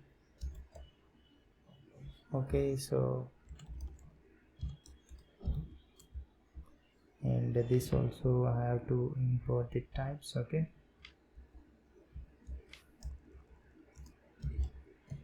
JSON web token. Okay, yep, yeah, so now will have to assign the email with some password. Okay, for now I will give, we'll have to give some extra password. For now I'll give something, but once we are all done I will configure environment variables and showcase you how to generate an hexa string using OpenSSL rand -x byte 32. So whatever. Okay, fine. So here I will say this as verify secret. Okay, something like this. Fine.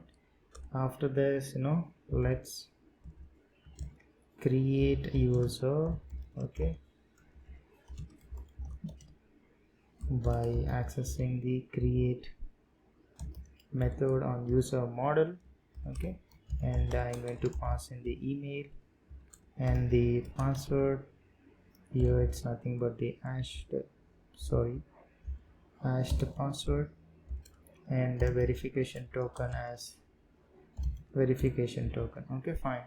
After this I'll have to send the verification email which the user would receive it, and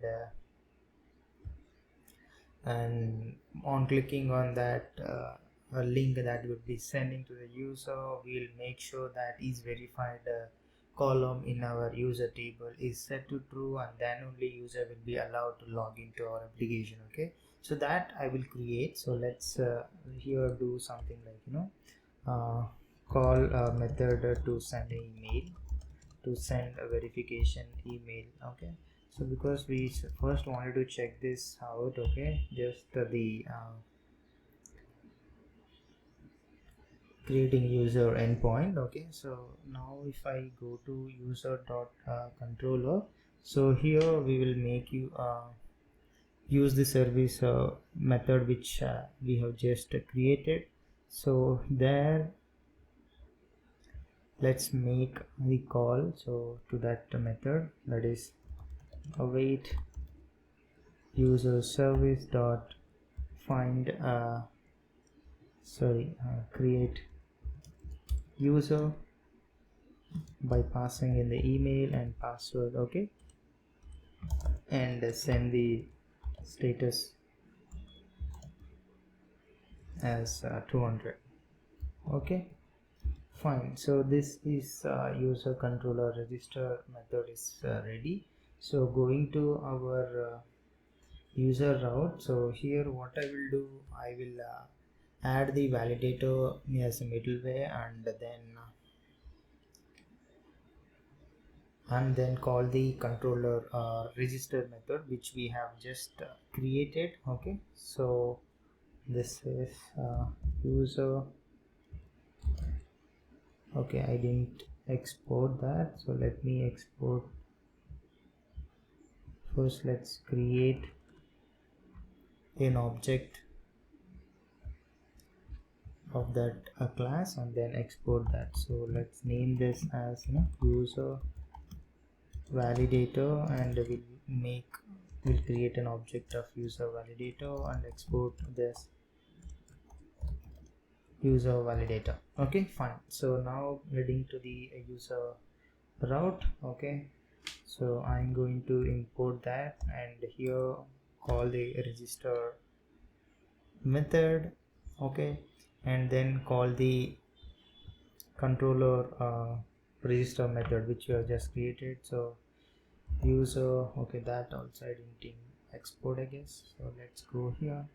Yep, so here let's do the same by creating an object out of the class, and then exporting that object. Okay, so it is user controller, and this is going to be user controller, sorry. Yep, and let's export this object user controller. Fine. So now user ts, let's make use of that user controller dot register. Okay, fine. So now on calling this route, we should be able to insert user into our users table. Okay, so now inside this routes, let's create one more file called index, so where we will have the root router. Okay, so I'm going to create a new file here called index.ts. Okay, and in this let's create one router. Okay, so object, and here first is let's add the routers. Let's make use of the here the user first, and this is going to be, so I'll have to export from respective routes. Okay, let's export here, export default router, and do the same inside the auth. As of now we don't have anything in here, but I am going to export this. Okay, here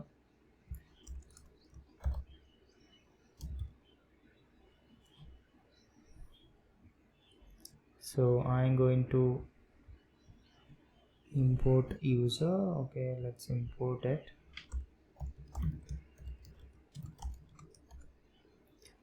This is from user.route. Okay, so as of now that's what we are in need of. Okay, so here now our localhost 8080/user, if I make a post call to this with an email, password, and password 1 and password 2, we should be able to successfully insert the user details into our users table. So let's check it out. Okay, I think the server is on, so let me restart this. Okay, so I'm going to open the Postman. Okay, fine.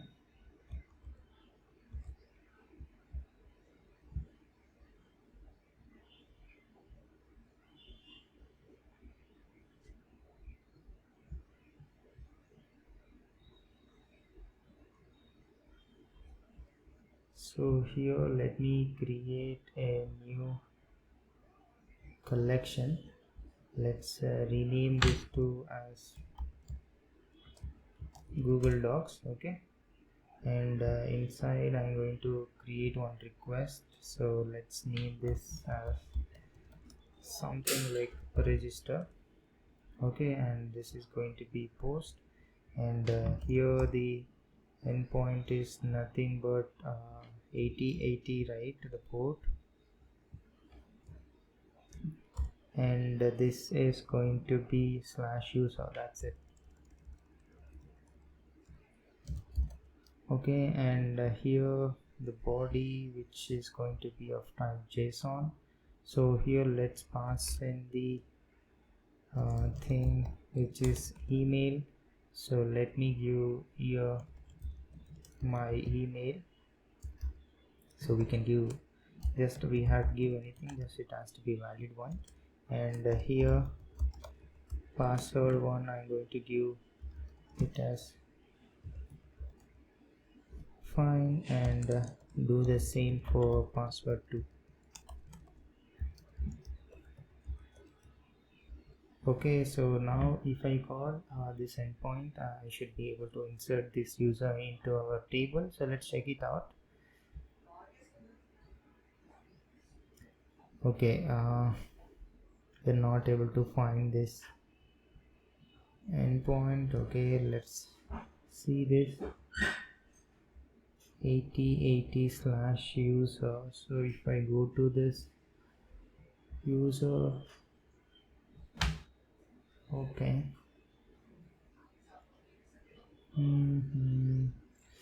okay, fine, I understood. In index thing we are not using the this router, so let's export this router and make use of that inside our index.ts file. Okay, so what I will do, I will export this and router. Fine, so now going to our index.ts file, so we'll have to use this router which I have exported. So here after this I am going to make use of our router. Okay, yep. Now if I try to call, we should be able to make a post call. So let's check it out. Okay, so let me make this. Yep, it is 200, and okay, so if I go to the PostgreSQL DB, I should be able to see a record in this users table. So let me check this. Yeah, so inside this user you see the email, password, and the is verified is okay, verification token. So finally the register endpoint is cool. Okay, so let's the same way let's try to build the other things. Okay, fine, so going back to our code base, so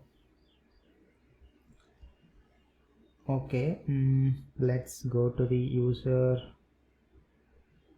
not user, the auth controller. So here, as I said, we were trying to write the logic for the login, but we wanted the user to be registered since we are making use of the find user by email service. Okay, so let's make use of that. So inside the auth controller,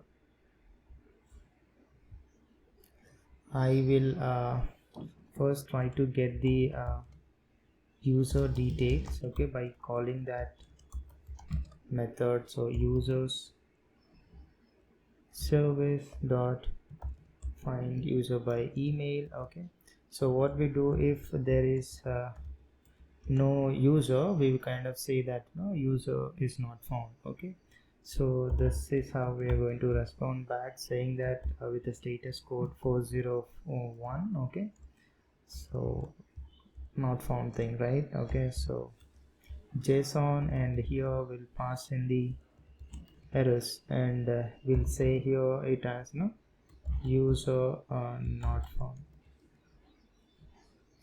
Okay, and this we'll be using in multiple places, so I wanted to define this as in something like const variable and make use of that here. So for that, what we will do, we will have a separate folder for that as well, kind of responses, and create the objects kind of like for common things like user not found and invalid input details, and so those things. Okay, so let me create a responses folder.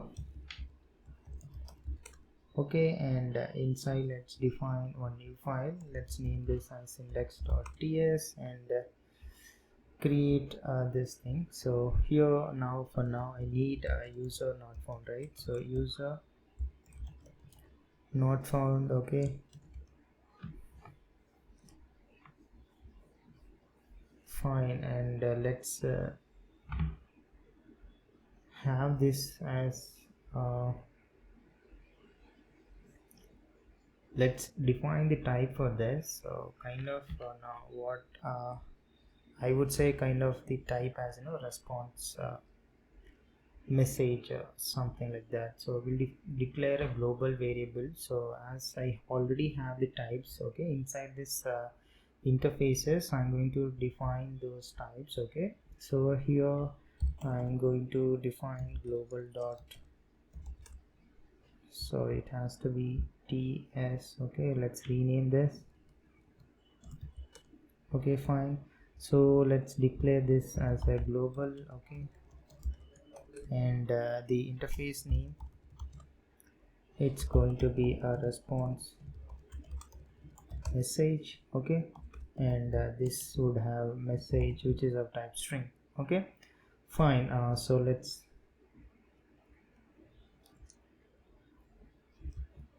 have this. Okay, so I will be using here, so this would be of nothing but array of response message. Okay, so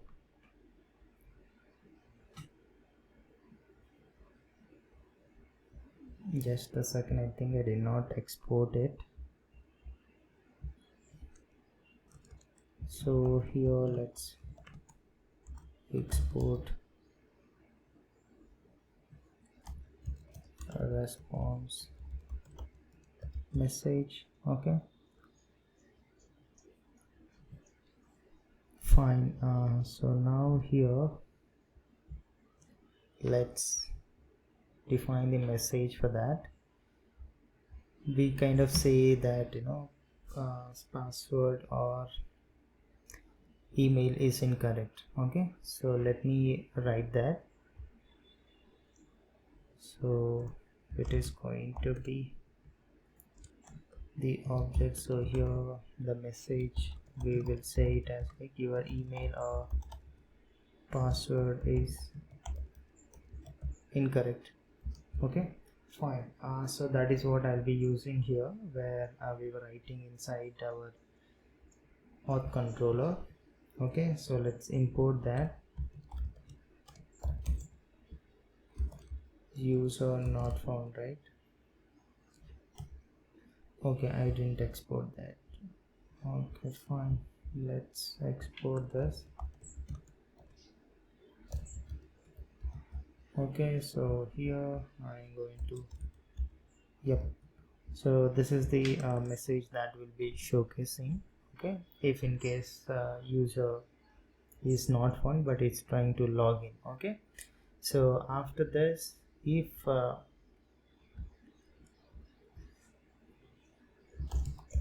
have to check for if the password the user has entered is a valid password or not. Okay, So for that also we'll make one method inside our user service which kind of says like check password. Okay, so first let's create that method and then come back here to complete this.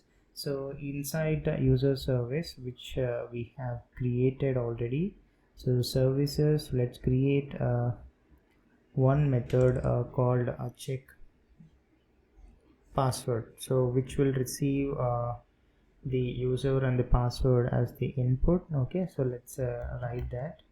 So check password. Okay, and make this as asynchronous, and this is going to receive a user object and the password which is of type string. Okay, and this is going to return a promise of type boolean.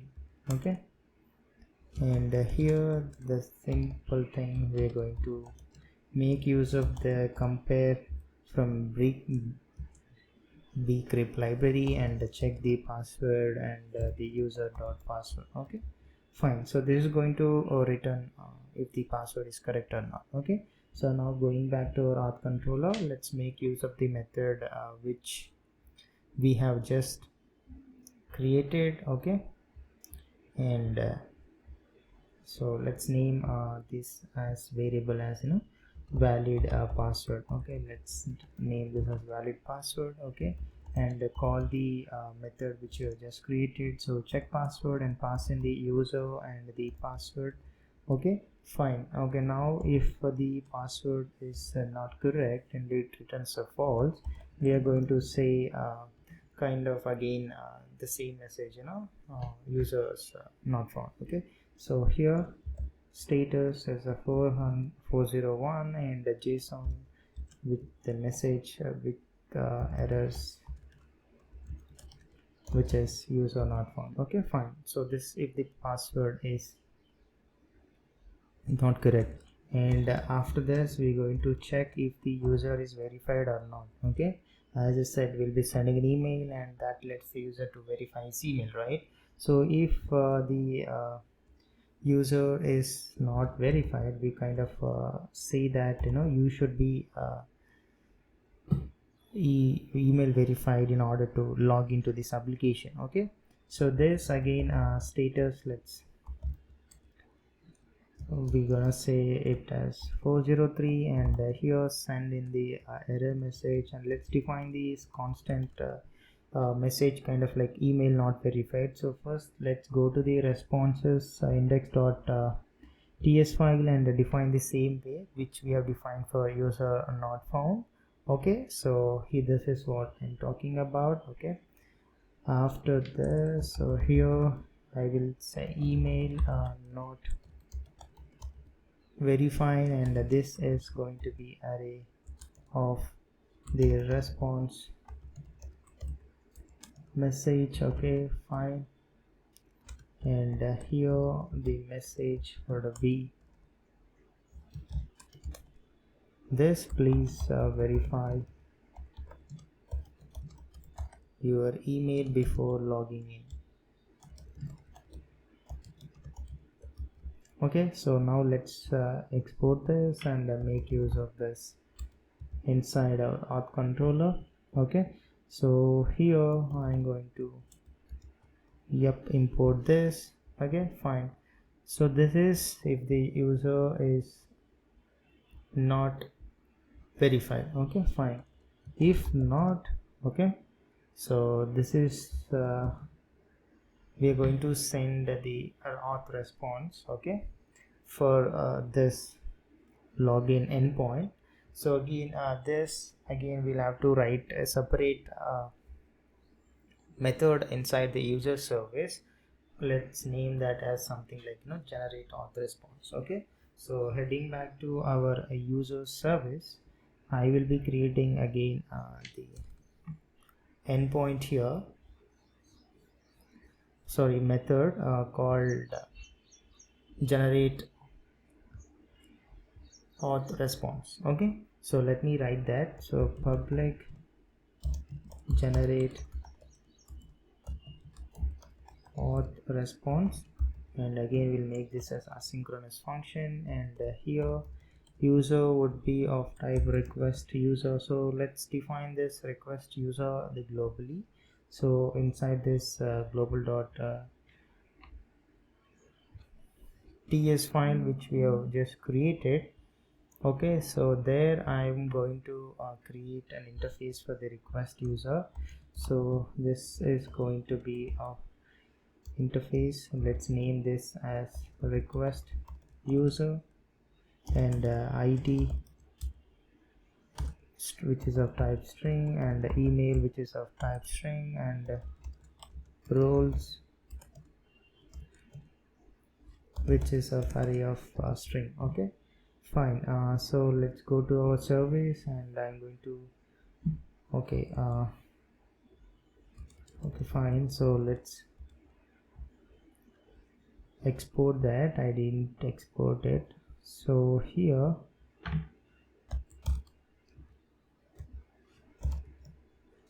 request user.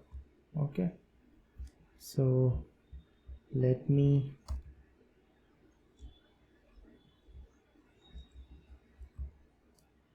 use this. Okay, fine, so it can be of type request user or user. So let's user. Okay, fine, then it is going to return a promise of type token pair. Okay, so this also we will define the type for this in our global thing. So this is going to have access token and refresh token. So let's do it the same way. So I'm going here, so I'm going to define interface for that too. Interface token pair. Okay, and it's going to have access token which is of type string, and then refresh token which is of type string. Okay, fine, so now let's this also we are going to export this. So okay, so going here I am going to return promise of type token pair. Okay, and let's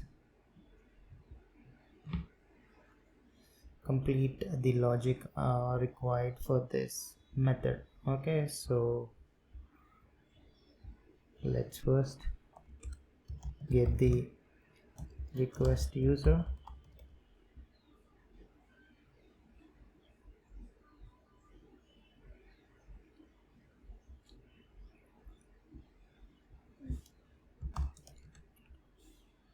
Okay, so let's first call the user. So again we will create a one more helper method in this class, which kind of says request user. Okay, so I am going to create that method as well. Okay, so let me create that. So just above this I'm going to create that method, so which is get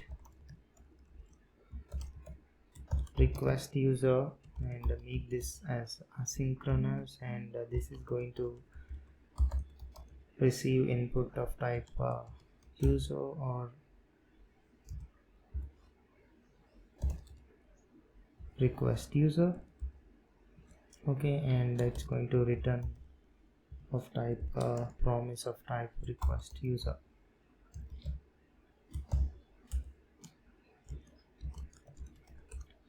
Okay, so let's 1 second. So okay, so let's complete this. I'm receiving an error here, so here I'm not able to. Let's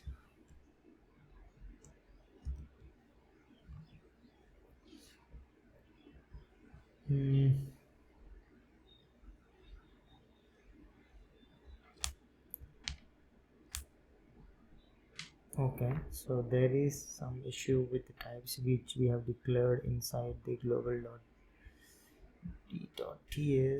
Okay, so let me figure out that. Okay, there is no issue of that such kind. Just we are not returning anything from this function, but we have mentioned our return type is promise of type request user and promise of type token pay. That's what is just throwing as an error. So first let's finish this. So get request user. So if user is instance of user, okay, so here we are going to get the user with the roles data. Yep, so user with roles, and we are going to get the data by making the call to user.scope, and which we have added the common query that is with roles thing, and we are going to find by primary key. So this is going to be user.id. So this is going to give the details of user with roles, and here const roles equals to user with roles. If this is existing on this, so we are going to get the roles of that user. So and get the roles into roles list. Okay, so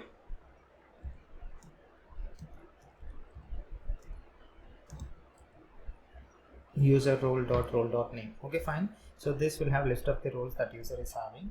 Okay, and after this I'm going to return the id. So user.id and the email, so which is nothing but user.email, and the roles. So roles is roles list which we got here. Okay, fine. And this is going to be as request user. Okay, and else we are just going to return user. So this, okay, so now the error is gone. Okay, fine. So this is like get request user. Fine. So once we have that user, so let's make use of that above function inside our get generate auth response. Okay, so inside generate auth response,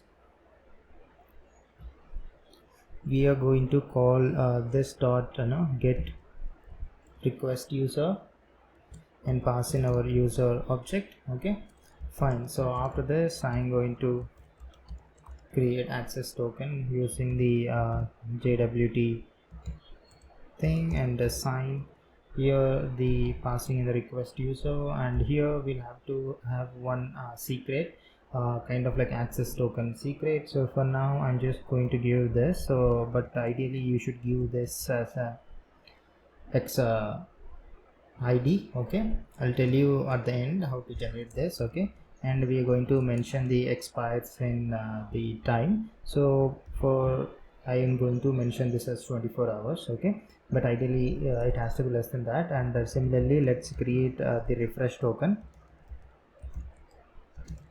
So refresh token again, so we are going to sign this, so passing in the request user, and here again we have to provide some XID for refresh token secret. Okay, and here similar way we have to mention the expires in hours. Okay, fine. So once we have this, I'm going to destroy refresh token if before one. Okay, so that is await refresh token dot destroy. Here pass in the where condition, user id is request user dot id. Okay, fine. So after this I'm going to create the fresh refresh token which we got from above. So create, okay, and here I'm going to pass in the token is nothing but a refresh token, and then user ID is going to be nothing but a request user dot id. Okay, fine. So this is going to create a fresh refresh token of a particular user, and this return going to be access token comma refresh token.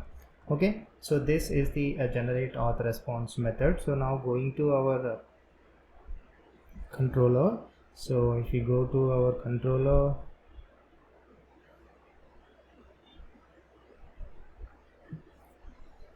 so yep, so going back here,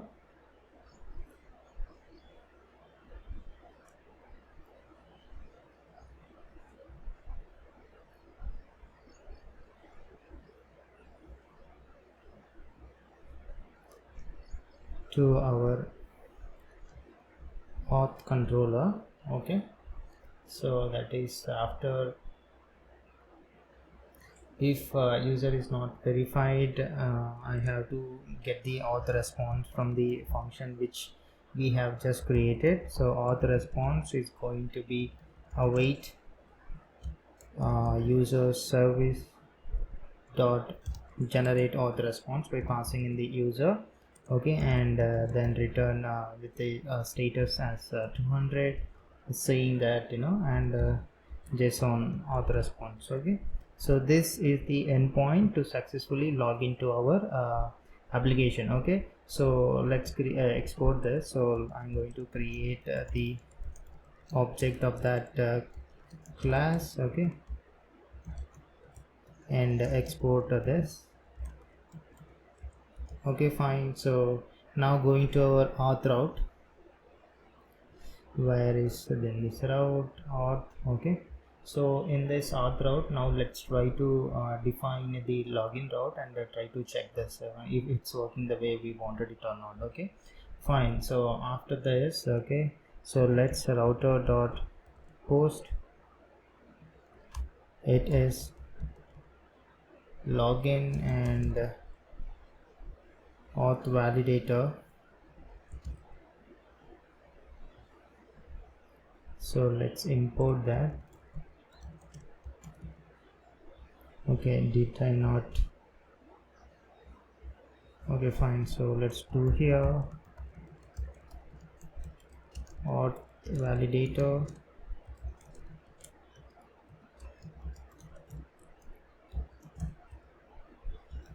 Fine, yeah. So heading back to this, so let's auth validator dot login, and here it's going to be auth controller dot login. Okay, fine. So yeah, as of now, what I'll do here is okay,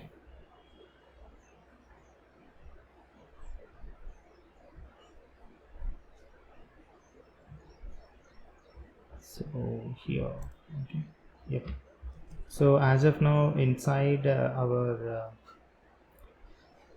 controller, okay, so if you just go to our auth controller, so which is here, so let's check now. So after checking this, for now it should say email is not verified message. After this, I'm going to come in this and check out if we are able to log in or not. Okay, so because we have not configured any SMTP server and logic to send an email to the user, and also now if we, okay, I added routes to this. So in index I have to create here, so router dot use slash auth, and let's import that.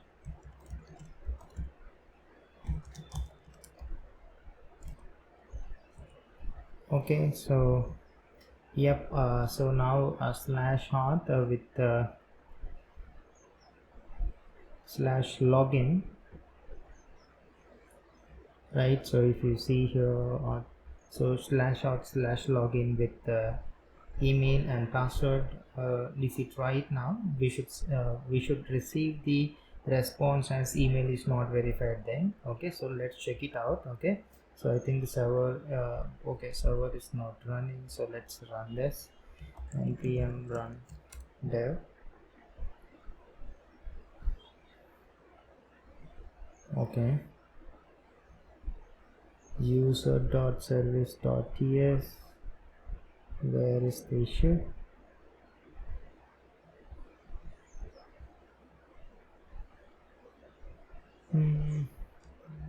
Okay, is this okay? Fine, so let's check it out in Postman. So here it is auth slash login, and email is this, and the password is just password. Okay, so let's check this out. See, yeah, correct. Now please verify your email before logging in. So that is the what exactly we should be getting. So if you see go to our user controller. Yep, auth controller. So this is that this is not verified. That's the reason we are seeing this message. So now let me comment it for now. Okay, so and now let's try to log in. We should be receiving auth access token and the refresh token. So if that is the case, the endpoint that we have configured for logging in is successful apart from email verification check. Okay, fine. So let's go to Postman and hit it now. Yep, so it is successfully uh, created our access token and refresh token. Okay, so the login is done. So now let's focus on other endpoints in the auth router. Okay, fine. So after this, inside this auth routes, okay, so login is done. After this, we kind of need an endpoint to refresh token and also to log out. Okay, so let's try to write the endpoint for that and also the logic to create those two endpoints too. Okay, so first I'm going to create the endpoint to refresh token. Okay, let's name this as kind of like refresh token, and for this also we'll have the validator which we'll write in the same place, that is auth validator. So that is if token exists, the token should be should be existing. Okay, if not, we should reply with a message that must provide a valid token. Okay, so let's go to auth validator, and quickly after this let's write one more method called kind of refresh token. Okay, so here body of token dot exist, so with message we'll provide saying that must provide a valid token. Okay, so this is the message that will be showcasing if in case token is not present. Fine, so now heading back to the route, so here I'm going to use that. So auth validator dot refresh token, and after this we should have a method which will handle to create a refresh token. So we will write that in our controller. So heading back to our auth controller, so here we'll create a new method called refresh token, and try to complete the logic for that. Okay, so after this I am going to create a new method called refresh token, and use the catch async and make the function as asynchronous, and this is going to be of type request, and this is going to be of type response. Okay, so after this so this is standard, so we are going to validate request parent. Okay, and if there is error, okay, if there is error I am going to send the status code as 400 with the JSON containing the error information. Okay, Fine, so or else we are going to first get the refresh token from request.body.token. Okay, so here request dot body dot token. Okay, and then we are going to check now if the token that is provided by the user is still active or not. Okay, for this we should write a service inside our user service to know whether the token that user has provided has not expired. So let's go back to our user service. So where is it? User service, and here let's try to write one method. Let's try to write a method which kind of gives us the info whether the token is active or not. Okay, so I'm going to write that. So let's name that as get is token active. Okay, and make this as asynchronous. So this is going to receive a string as an input param, and we are going to return a type boolean, promise of type boolean. Okay, so here refresh token, so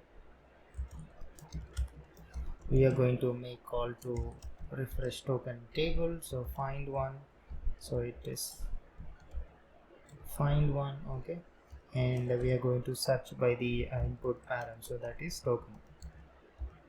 So once we have that, we just check that if refresh token is not equals to null. So this says that the token is active. Okay, fine.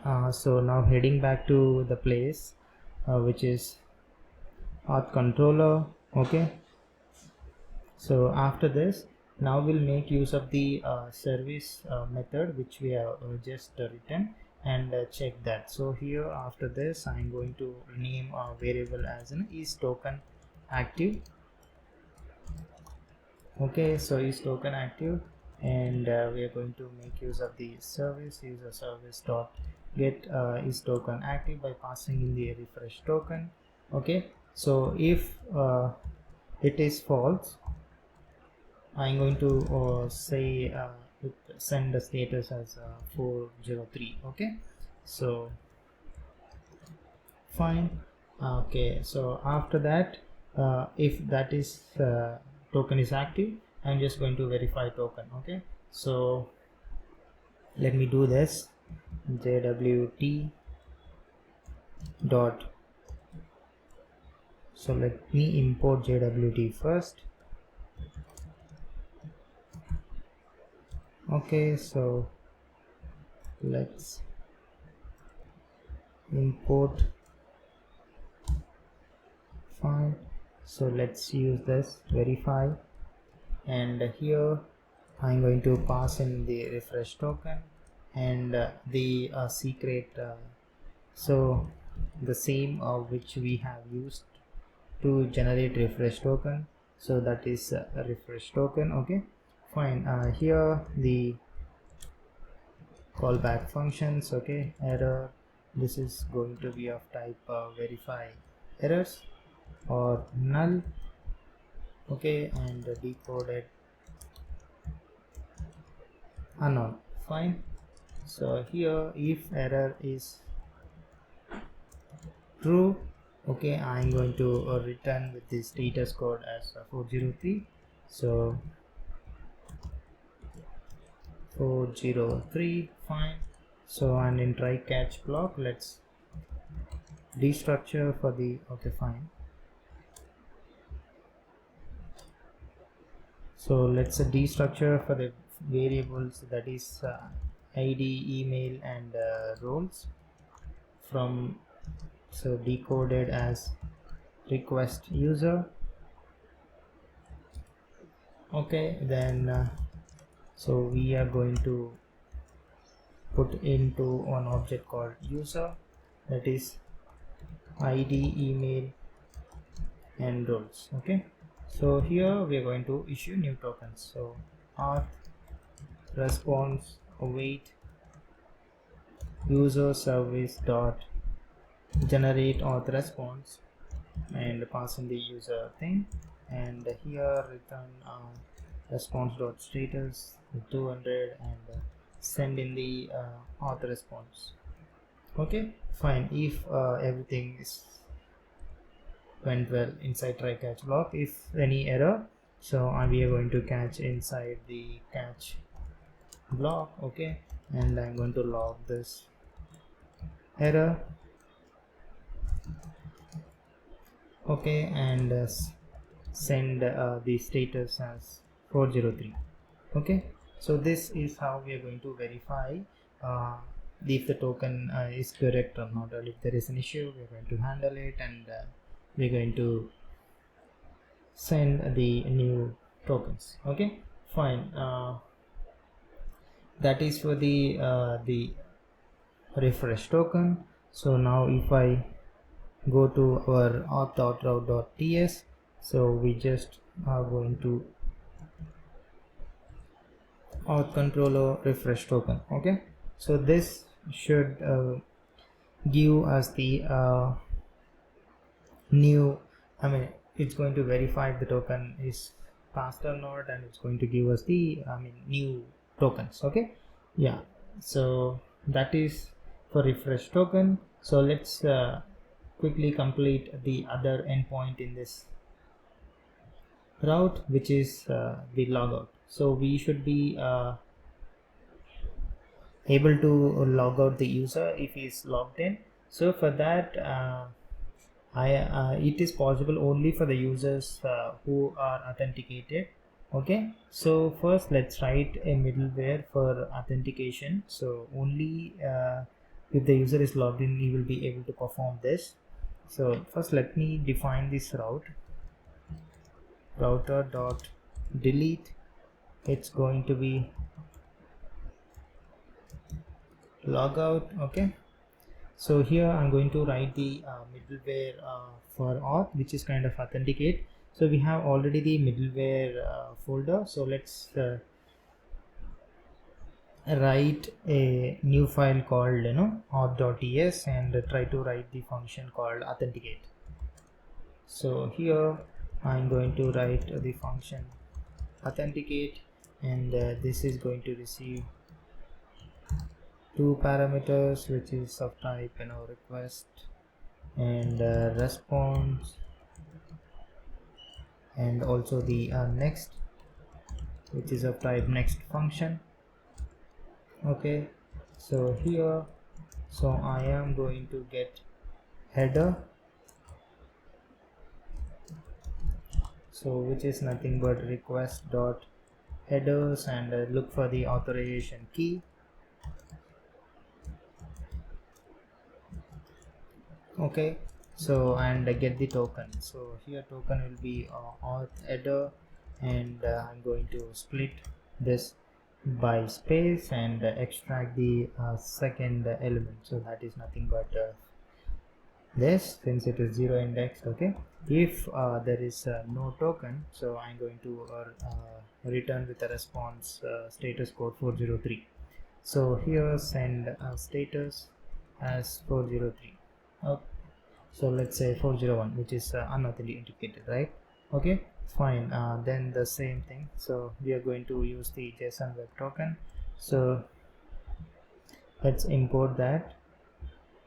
So import JWT from JSON web token. So verify the token. Okay, so here token, and here I have to pass the access token. So for now I'm going to give this string, and here the if any errors, so verify errors or null, the same as which we have written just a while ago. So decoded unknown. Okay, so if error, we are going to with send a response with status code 403. Okay, so then inside the try catch block we will write the logic. Okay, so here const destructure for id, email, and the roles. okay, and decoded as request user, and then create an object of the out of those three things. So id, so let's attach this to our request. Okay, so request dot user is going to be id, email, and roles. Okay, so I'm calling the next thing. Okay, so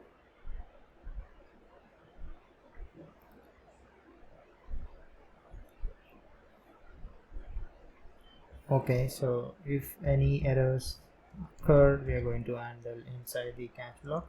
So console.log error, and then return response dot send status with 403. Okay, fine.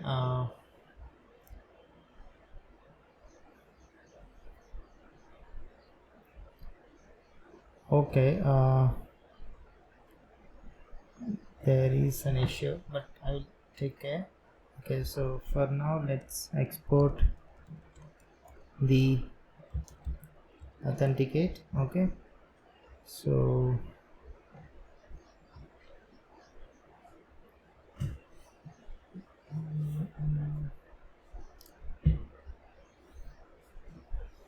request.user is throwing us an error. I think that would be a problem for us. Let me check. Okay. Okay, fine. For now, let me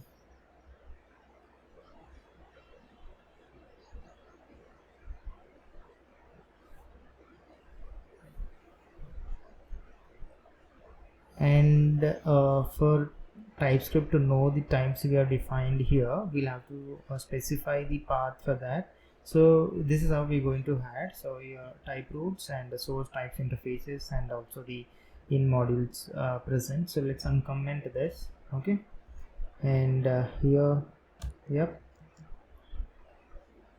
So yeah, and we will see here what is causing this issue. Fine.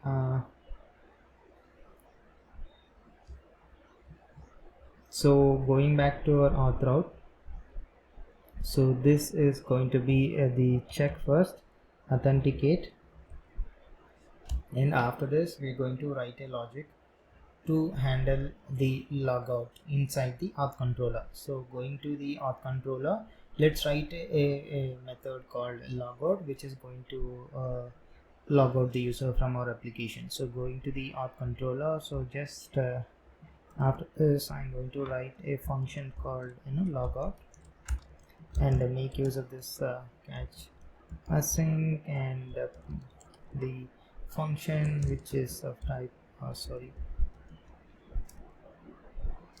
request and response. So after this, if request dot user, and if there is no user, so I'm going to send the status code as 401. Okay, fine, kind of saying unauthenticated, and here user ID, so it's going to be parse int, and request dot user ID. Okay, and await user service. So inside this we'll write a function to log out the user. So going to the user service, I'm going to write a method to log out the user. Okay, so this is how it's going to look like. Okay, after this I'm going to write a function called logout user, and make this as asynchronous, and this is going to receive user ID as an input param, and I'm just going to destroy the refresh token for the user. So the refresh token, and here it's going to be user ID. Okay, so this is going to log the user out of the application. So now going to our controller. So where is it? So controller, so we're going to call that by passing in the user ID. Okay, so this is going to log out the user from our application. So after this, I'm just going to return the status code as 200. Okay, return response dot send status and send in the 200. Okay, fine. I think there is an issue with this. I'll take care of it. Okay, so this is the logout thing. So now if you just go to the auth route, and here after this we can just call auth controller dot logout. Okay, so this is going to handle the logout functionality for the user. Okay, so yeah, so these are the routes for auth routes. Okay, and next we are going to deal with the user routes, and also we have a document routes as well. So let's try to complete the user routes first and go to the document routes. Okay, yeah. Okay, so the issue is we should exclusively mention to the express namespace and add additional property for the request interface. Okay, so let's do that here. So inside interfaces, I'm going to create a new folder called express. Okay, and inside this I'm going to create a new file called index.t.ts. Okay, and here, so let's declare global, and namespace is going to be express. Okay, and interface is the request. Okay, and I'm going to add user, which is of type request user. Okay, so now if you head back and check it out, one second. So let me import this request user, import request user.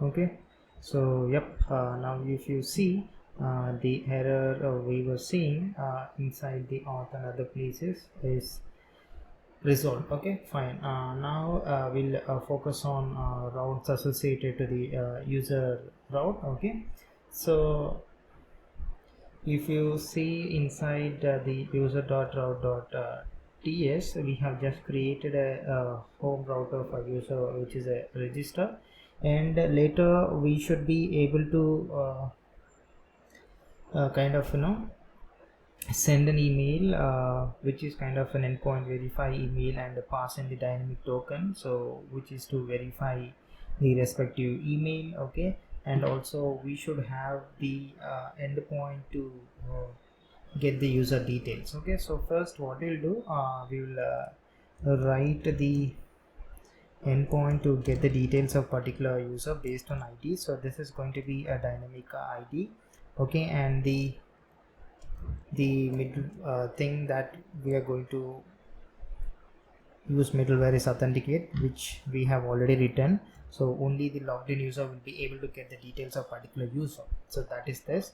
After this, inside the controller and the service, we're going to write a method kind of like get user, which is going to fetch us the detail of a particular user who is logged in. Okay, so going to the controller, I'm going to write a one method called get user. Okay, and so going to the controller. Okay, so here let me write the method called get user, and use the catch async and pass in the asynchronous function with request and response parameters. Okay, and here get the user ID first using the params from the request input parameter. Okay, so we are going to pass int and request.params.id. okay, fine. Here we are going to get the details of the user by id, so that we are yet to write. So first let's go to the service and write the method kind of saying like, find a user by id. Okay, so going to the user service. Okay, so here I'm going to write a method called find user by id. Okay, so let's quickly write that. So yep, so just below this I'm going to write a method like find user by id, and make this as asynchronous, and this is going to receive id as an input params. Okay, and this is let's mention return type. Okay, so return type is going to be promise of type user or null. Okay, fine. And here after this, so let's get the user by calling in the user dot find by primary key, so which is nothing but the input param id, and we are going to return the user. Okay, so this we're going to make use of it inside the user dot controller dot ts. So here I'm going to call user service dot find user by id and pass in the user id. Okay, so this is going to fetch us the details of our user. Okay, so after this, if user is null, we're going to make a condition checks. Okay, so if user is null, I'm going to send a status code of 400. Okay, kind of saying not found. Okay, and if not, so we are just going to send the status code as 200 with the user information which we have received from the server. Okay, user. Okay, fine. So this is the endpoint to get the details of the user. So I'm not going to showcase every endpoint for you if it's working way or not. So at the end I'm going to have complete collection of it and showcase you all examples using the Postman collection, and that is going to confirm us if the endpoints are working it or not. Okay, fine. Yeah, after this let's go to the user dot route dot ts, and here make use of the method which we have just written. So user controller dot get user, so this is going to get the details of the user by id. Okay, so after this uh, we should need an endpoint to reset the password in case the user has forgotten. Okay, so this is again, because this option also has to be provided to the user, so this we're going to add inside the user route itself. So let's create a new route which is of type post. Okay, and let's name this endpoint name as no reset password. Okay, so here we will write a validation for this. So reset password, so inside the user validator. So if you go to our validators, let's write the same for we have written for register and thing. So let's write now for the reset password. Okay, so reset password. So here basically what we will check is like we will check if the email that provided by the user is a valid email address or not. Okay, so just after this I'm going to define one more thing which is reset password, and just to take the email from the body and check is email. Okay, and also check normalize the email, and if any error we're going to showcase this message, so that is must provide a valid email address. Okay, fine. This is the validator for resetting the password. So going back to our user route. Okay, so middleware we're going to validate this. So this is going to be user validator dot reset password. Then after this we will have a one method which is going to help us reset the password for the user. So that is let's name that as kind of reset password.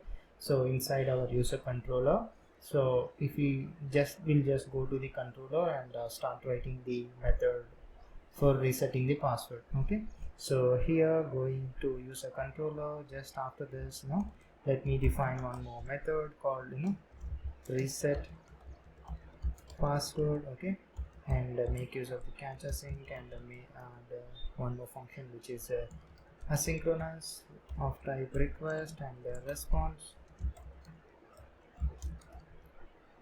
Okay, fine. So here, so this is going to be pretty standard stuff. We check for the error in the request parameter. Okay, if there is an error, we're going to send the status message and the status code as 400. So return response dot status 400 and the JSON error. Okay, fine. So this is it. So if not, I'm going to destructure the email from the request body first. So request dot body. Okay, and here I'm going to find the user by email. So for this also we have to write one method which is going to return the details of the user if email is provided as an input. Okay, so now let's go to the service which is a user service, and write the method which is going to give us the user details if we have provided the email. Okay, so here I'm going to define the method as find user by email, and let's make this as asynchronous, and this is going to receive email as an input param, and we are going to return promise of type user or null. Okay, fine. So here let's get the user details. Okay, await user dot find one, and here we are going to give where condition and provide the email. Okay, so and finally I'm going to return the user. Okay, so okay, did I already have that? Oh, fine, so we already have that. Okay, so we already have that, so let's make use of that. Okay, so inside our controller, so here await so user service dot find user by email and provide the email. Okay, so this is going to give the details of the user. Okay, and we are going to check if there is no user, then we are going to send the status as 200 and JSON as reset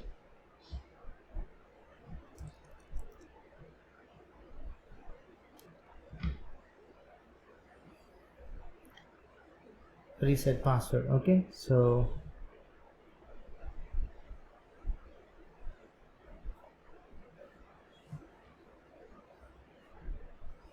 fine.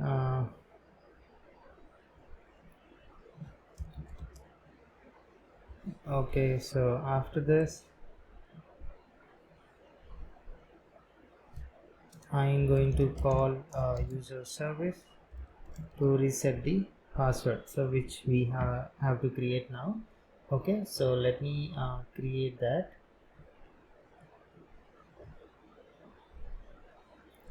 So here the reset password is nothing but the message. Okay, so the const message that I told the responses const we defining. Okay, that I have to create now. Okay, that means we have searched for the user, and we will send a message that okay saying that if a user with that email exists, you will receive an email with instruction to reset your password. Okay,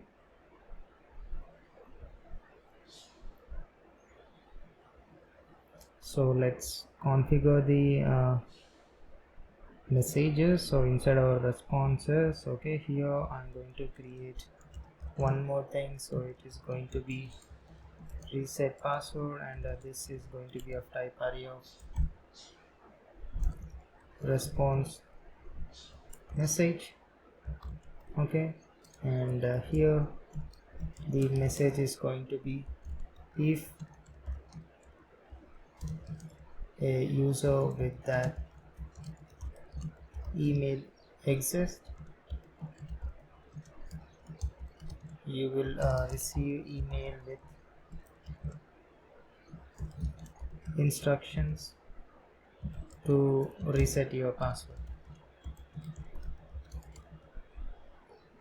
Okay, fine. So this is the message that will be showcasing, and let's export this and going back to our controller.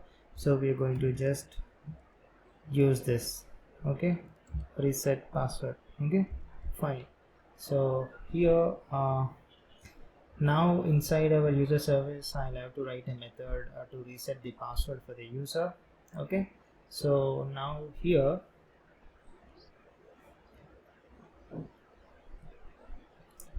let me write the method inside our user service. Okay, here, so after this I'm going to write the method here called reset password, and make this as a synchronous, and pass in the input param of type user object. Okay, and here, so we are going to get the password reset token.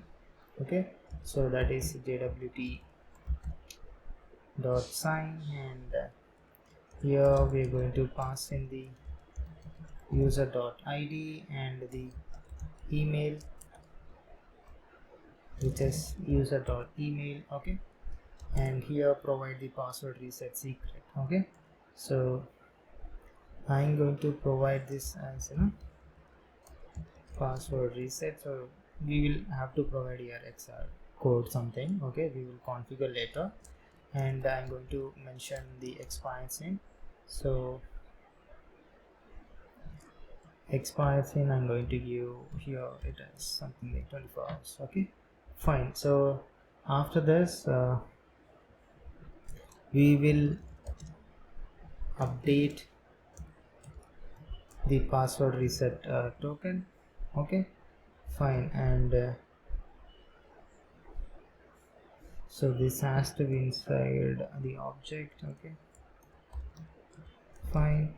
So after this I'm going to send a password reset email. So here again, that email things we will very soon, I'm going to configure the SMTP server and methods to send an email to the user.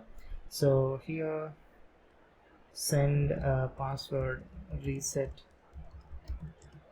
email method should be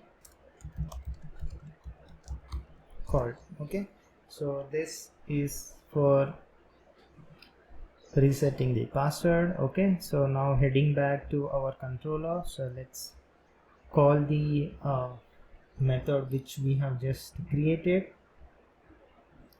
So it is nothing but reset password, and pass in the user object, and finally return the status code as 200. Okay, and I'm going to reset the password. Okay, fine. So this is the function to handle the resetting the password. So heading back to our controllers, which is user.route.ts.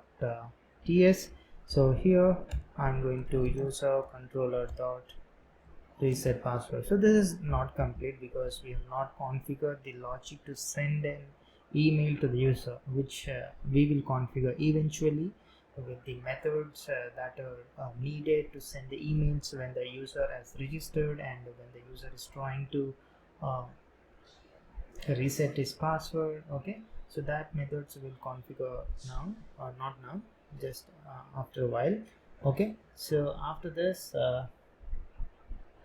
so for reset password is also done, and then the so we should have one more endpoint, kind of like once the email is sent to the user, we will be sending a link in that email to the user. So that is nothing but one more endpoint, according to our development. So that kind of it should be like, password and with a dynamic token. Okay, so clicking on that, it's going to confirm resetting the password. Okay, so here I'm going to define that endpoint here. So it is router dot put method. Okay, so since we are just going to update the password, okay, so this is going to be a password, and here the dynamic value, which is token. So here again the validation method should be written to confirm a reset password. So let's go to the user.validator.ts and write a method like confirm reset password, and try to handle here. So after this I'm going to write here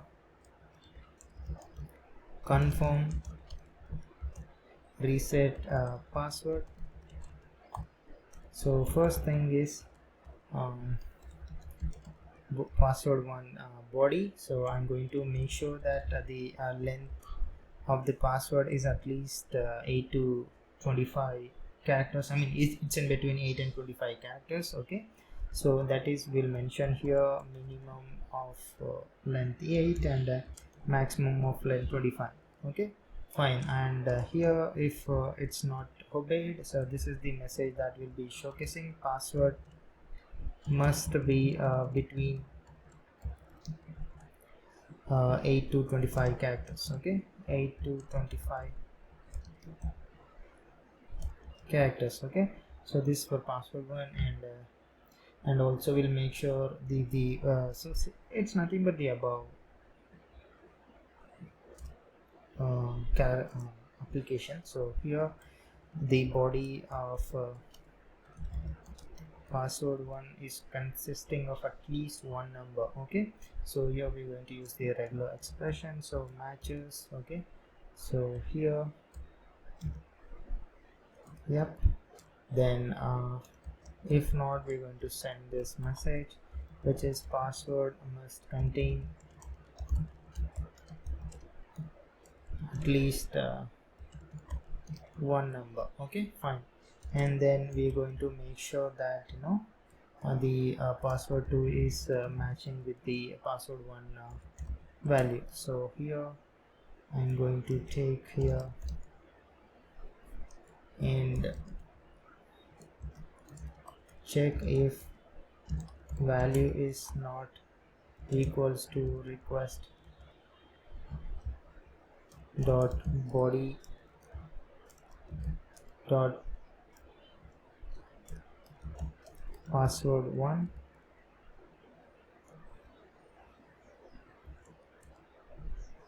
I'm going to throw an error saying that passwords must match.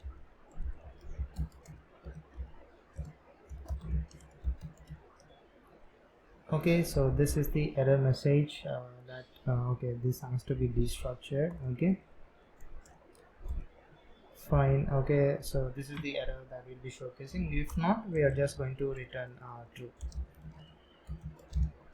Okay, fine. So this is the validation for the confirm reset password. So going to our route, so let's use this. So user validator dot confirm reset password. Okay, after this in a controller we are going to write a method confirm reset password, so which in turn is going to call method that we are going to write inside the user service. Okay, so let's go to controller, which is user controller. So here I'm going to write a new method called confirm reset password. So let me write here confirm reset password, and here we'll make use of the catch async, and here the function is let's make that as asynchronous, which is going to receive two input params which is of type request and response respectively. Okay, and here pretty standard stuff. So validation result passing in the request input param, and if its error is not empty, then we are going to return with the response status 400 and JSON error. Okay, fine. So now after this I'm going to destructure the reset password token from request params token. So here reset password token from request.params dot token, and get the password one from request.body. So it is password one request.body. Okay, so after this we are going to verify using the JSON web tokens. So let's import that from JSON web token, and here pass in the reset password token, and here we'll have to pass in the password reset secret. Okay, so I'm just going to pass here password reset. Okay, fine. After this the pretty standard handling the error things. Okay, verify errors or null. Okay, and decoded unknown. Okay, and if error, so we are going to return with the status code 403. So send status 403. Okay, and try. We are going to 1 second. So here inside the try thing, so let's destructure for email. So decoded as email, and which is of type string. Okay, here I'm going to utilize here we'll be writing one more method, so which is like finding user by password reset token. So let's go to the service and try to write this method. Okay, so heading back to this service, so I will write here a new method called find user by password reset token. So here after this I'm going to write here find user by password reset token, and make this as asynchronous. So it is going to receive our email as input params, and the password reset token which is of type string. Okay, so this is going to return promise of type user or null. Okay, so here let's get the user by calling user.find one, and pass in the where email and the password reset token. Okay, and finally we are going to return the user. Okay, so this is going to find user by password reset token. So if we go back to our user controller, so there we are going to call the method which we have just created. So that is user service dot find user by password reset token. So pass in the email and reset password token. Okay, and I'm going to get the user, which is a promise of type user. So if there is no user, I'm going to return with the status send status code as 400. Okay, fine. Okay, if not, okay, then I'm going to call one more thing, which is going to be update password. So that also we'll have to write it now. So which so if the user is found, so then we're going to call the method update password inside the user service. So let's head back to the service and write the method to update user's password. Okay, so here just after this function, I'm going to write here one more method called you update password and make this as asynchronous. So this is going to receive input params of type user and the password which is of type string. And here, so first to get the salt. Okay, so await salt and convert the password to the hashed password. Okay, so here await hash, pass in the password along with the salt variable which were created above, and await user dot update the password to hashed password. Okay, so this is how we are going to update the user password. So after this we'll go back to this user controller and call the method which you have just written. So that is user service dot update password and pass in the user along with the password 1. Okay, and here using the callback thing, so here I'm just going to return with status as 200. Okay, so yep, if not, I'm going to catch the error and send the status as 500. Okay, so send status 500. Okay, so and now for the overall thing, I'll do the same here. So this catch and here return response dot send status 500. Okay, fine.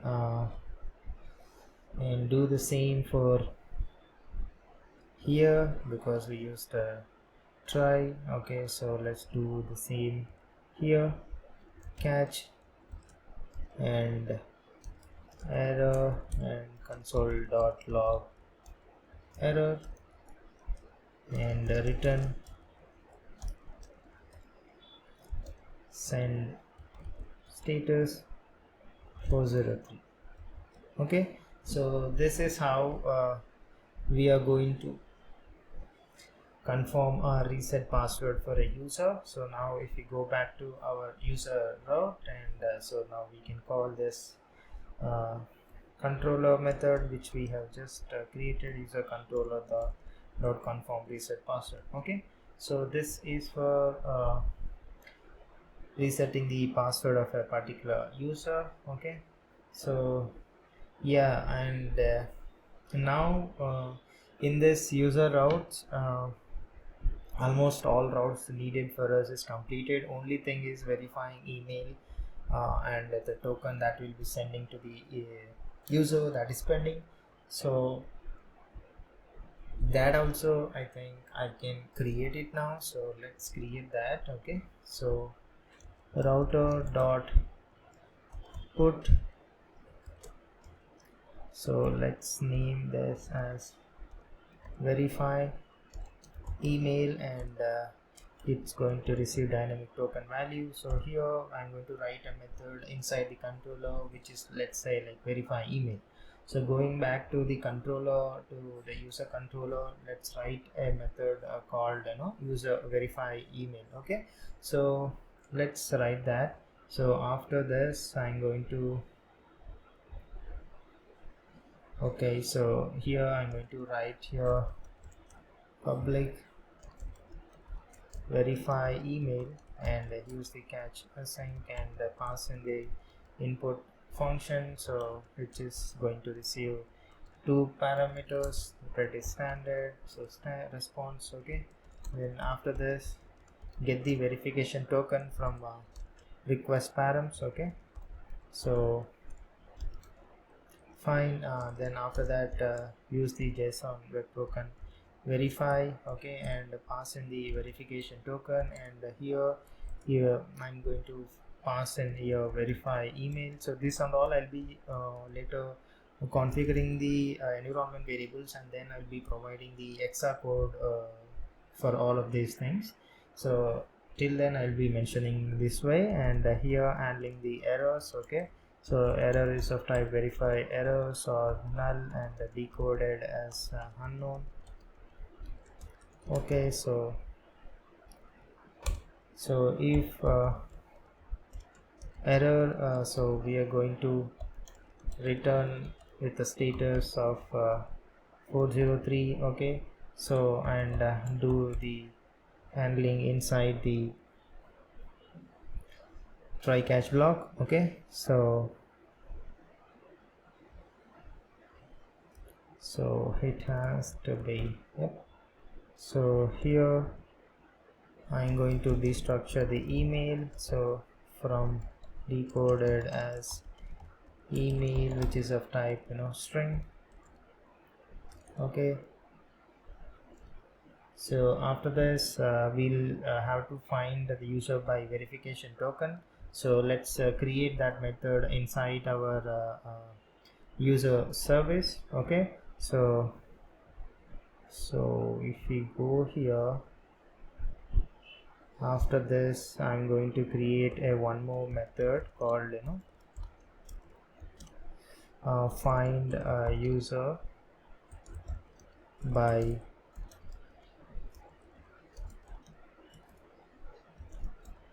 verification token. So this is going to be asynchronous, and it's going to receive email which is of type string, and then the verification token, so which is of type string. Okay, and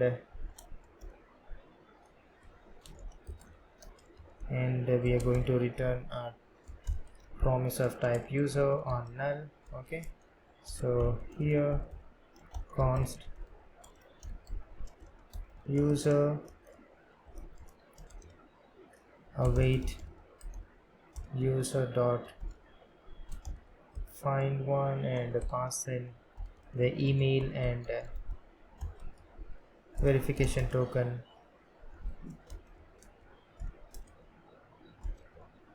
inside this wait condition. Okay, and finally return the user. Okay, so this is the method which is going to find user details by verification token. So going to our controller, so now we'll call the method which we have just created. Okay, so it is user service dot find user by verification token, and pass in the email and the verification token. Okay, and here in the callback, so let's receive the user. Okay, so if there is no user or user is verified, so I'm going to send a status as 400. Okay, so if not, I'm going to call the one more method on user service, that update is verified. Okay, so this is going to ensure that the is verified column of user table is updated. Okay, so let's create that method inside our user service too. Okay, so here after this thing. Okay, let me create here new method, so which is update is verified. Okay, and make this as asynchronous, so it's going to receive a user object and is verified a boolean variable as an input params, and we are going to just update is verified. Okay, so yeah, so this is going to do the job for us, updating the is verified column. So here after this I'm just going to call the method that is update is verified. Okay, so is verified and pass in the user and a true thing. Okay, and in callback function I'm just going to send the status. Okay, return response dot let's send the status as 200. Okay, so let's keep, you have to keep in this object. Okay, fine. If not, I'm going to call the catch, and we are going to return the send status response code as 500. Okay, fine. So this is the thing, and now what a after this we have the same callback thing, so let's send the same thing. So return response dot send status as 500. Okay, and we'll do the same thing here. So catch block. Okay, error console dot log error. Okay, and return response dot send status 403. Okay, so this is how we are going to verify email. Okay, so the endpoint. So now heading back to our router, which is user dot routes dot ts. So I'm going to call the method which we have just created, so which is user controller dot verify email. Okay, so the routes that we have to configure inside this user routes is completed. Okay, so now the things pending is auth is also completed. So that is the first endpoints routes that we have completed.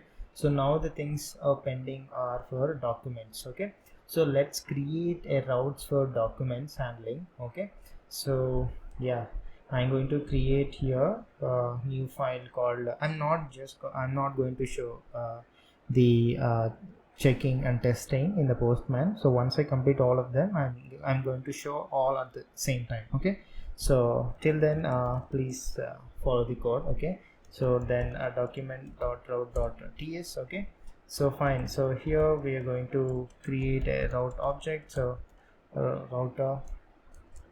Okay, so here the first thing would be get the details of the document given its ID. Okay, so that we're going to get, and here the middleware is only the authenticated user will be able to get, which we have already written that authenticate. Okay, so here let's create a new so let's write that endpoint. So router dot get, and this is going to have the dynamic ID param. Okay, so 1 second. Okay, fine. And here this middleware is should be authenticated, and here we'll be creating a one more controller, so which let's create a new folder. So call it as document,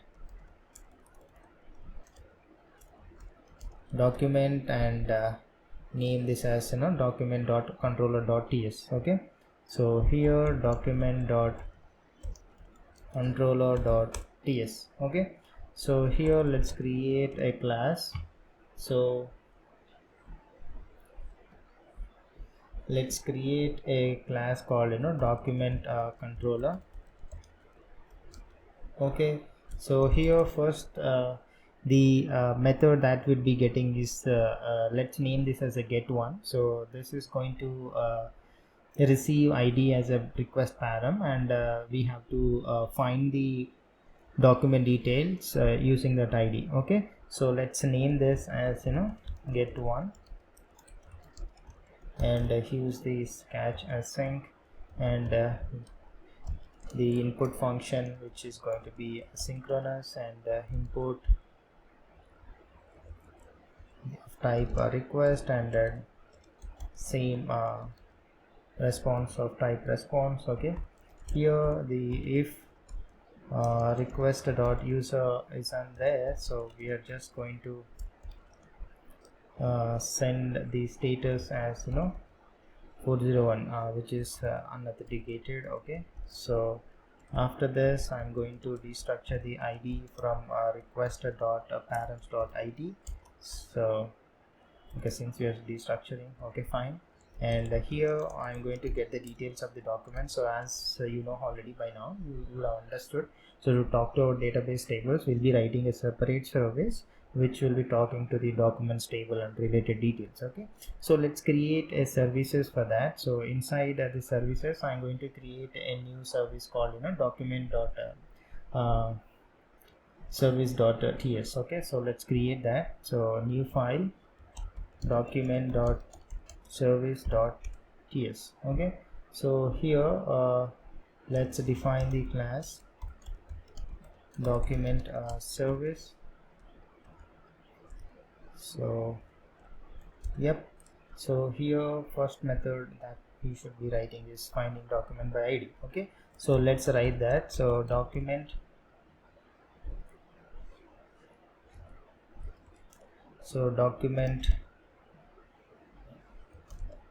by id. Okay, so uh, let's name this as like find document by id. Okay, so find document by id, so let's make this as a asynchronous. Okay, and this is going to receive the id which is of type number as an input param, and also the user id to which this document is associated.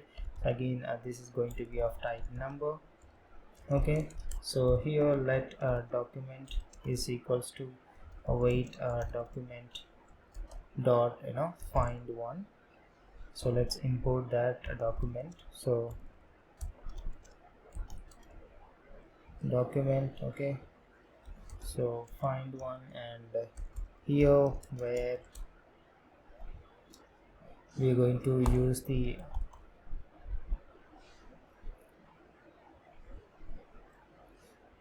or parameter. So this is going to be dot or. So and here we are going to mention id is id, and user id is user id. Okay, or this one, so id is matching, and is public is true. Okay, so it's going to find the details of this belonging to the this id and user id, or the id and whichever are public. Okay, so after this, if no document is found, so I'm just going to get the shared document. Okay, so here shared document await document user dot find one. Okay, and here where user id is user id, and document id is id, and I'm going to include the model document. So here, yep, so yeah, then after this, if no shared document, so I'm just going to return null. Okay, if not, I'm just going to return shared document dot document. Okay, and finally return this document. Okay, fine. So if document is available, I'm just going to return this. If not, I'm going to find the document shared documents and return them. Okay, fine. I'm just going to export this. So default new document service. Okay, fine. So now heading to the controller. So now I'm going to use this method which I just created in the service. So we are going to call this, so which is await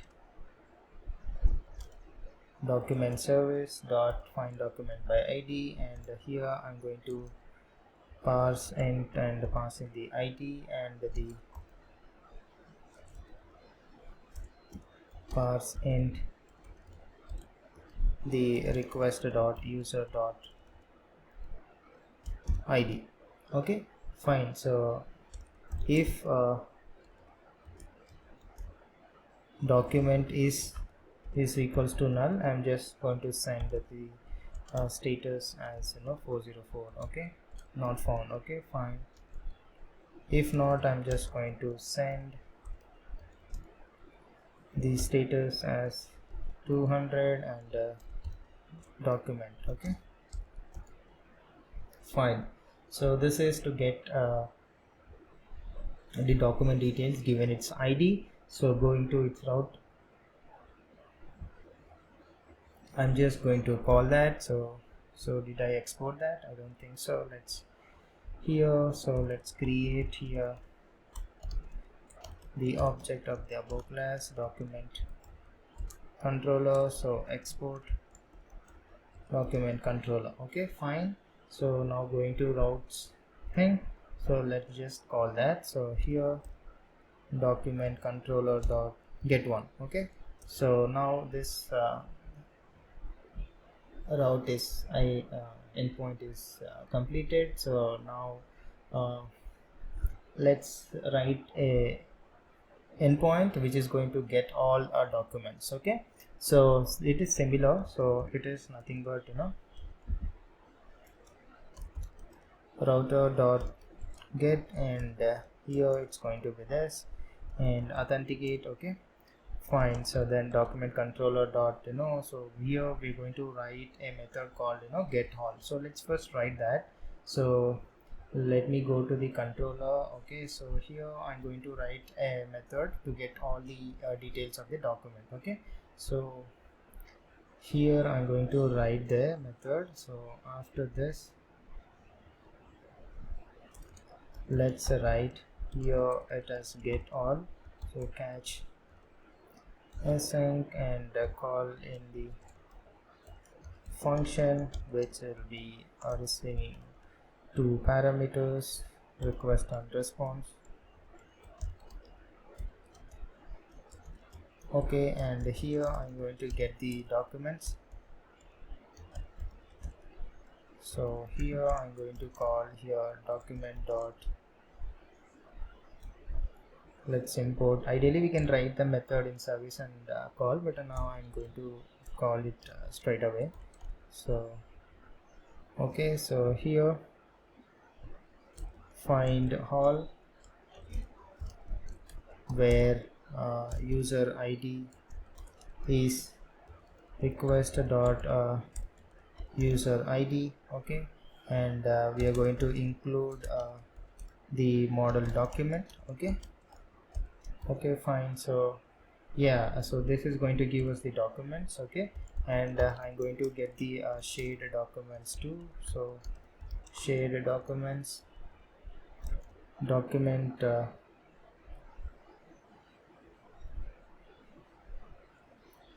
so here this is going to give us the document users. Okay, document user. So this is going to give us the document user. So first, before this, I want to write to get the list of documents. Okay, so that's going to be straightforward. Await document dot find all and pass in the where user id is request dot user dot id. Okay, so this is going to give us the documents and this document users. So now the shared documents, I'm going to get the shared documents, document users.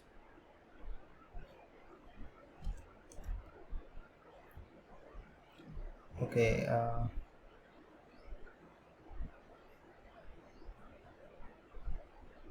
okay, fine, I'm writing outside of this. Okay, so here shared documents. Okay, and I'm going to make use of document users. Okay, dot map the document user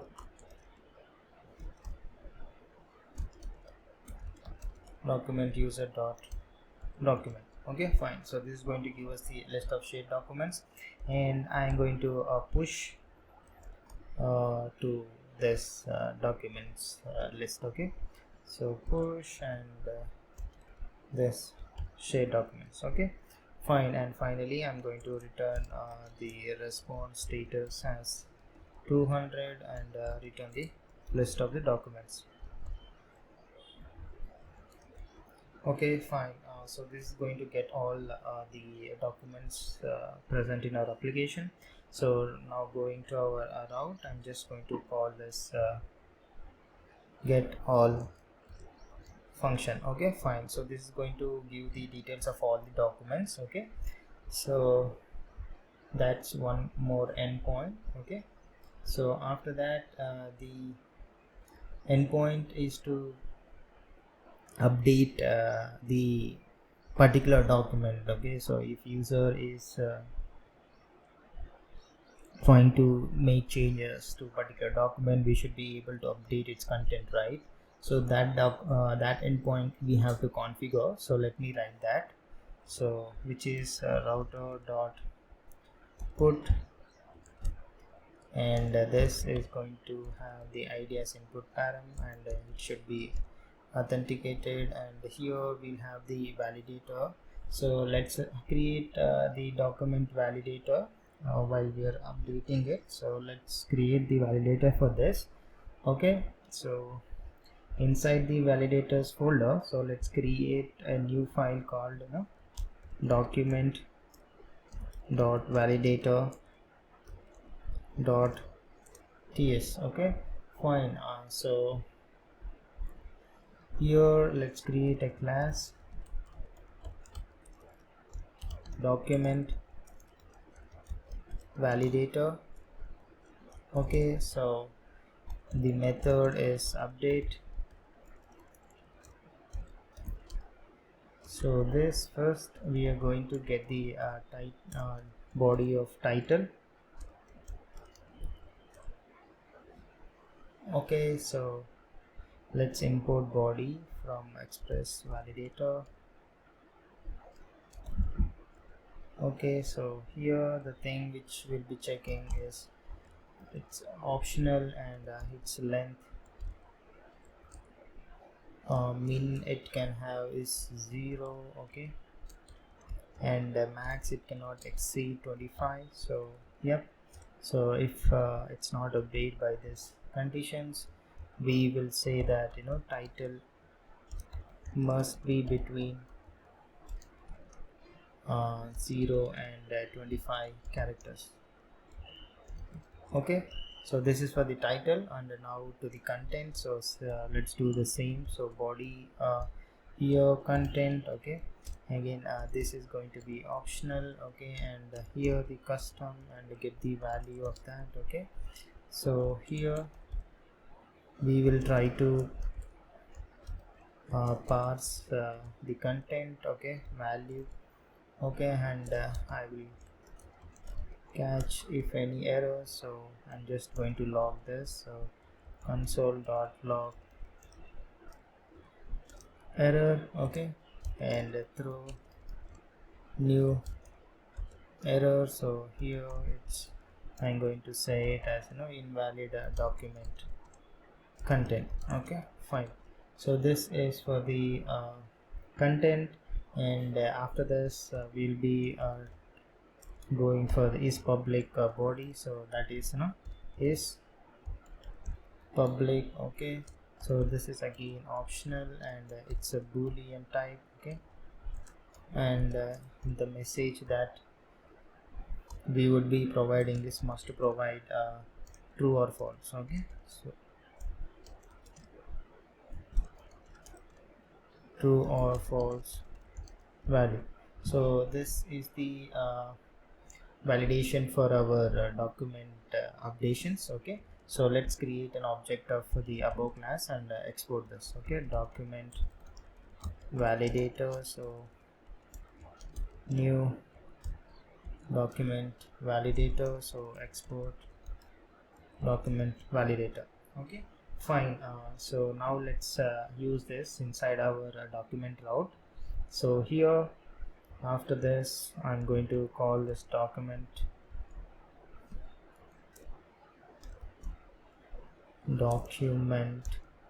validator dot update, and similarly so this has to be authenticate. Okay, so similarly let's write a method inside our document controller which is kind of an update method.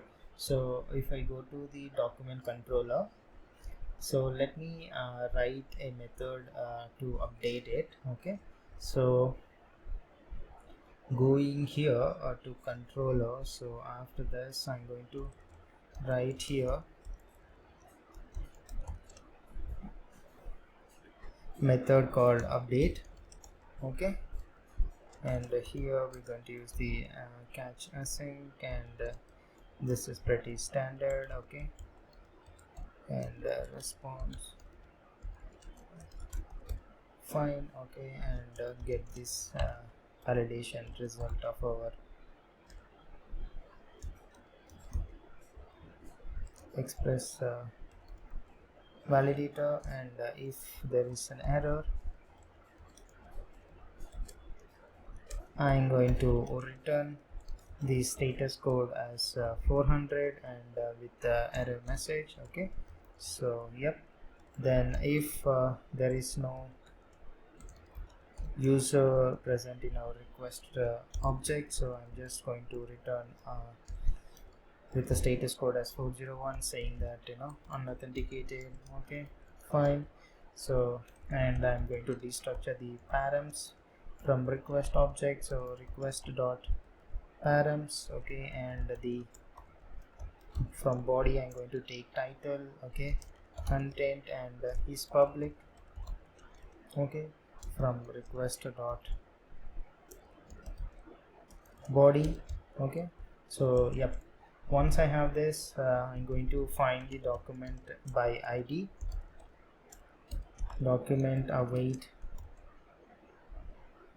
So document service dot find document by ID, and here pass in the ID of the document. So pass int ID and parse int request dot user dot ID. Okay, so this is going to give the details of the document. So if document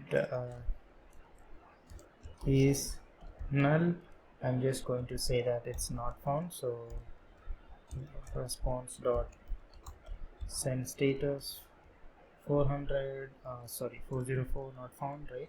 Okay, so if title is not equals to undefined, and title is not equals to null, so I'm just going to update the title value of the document to the title currently the user has updated to, and similarly do the same for the content.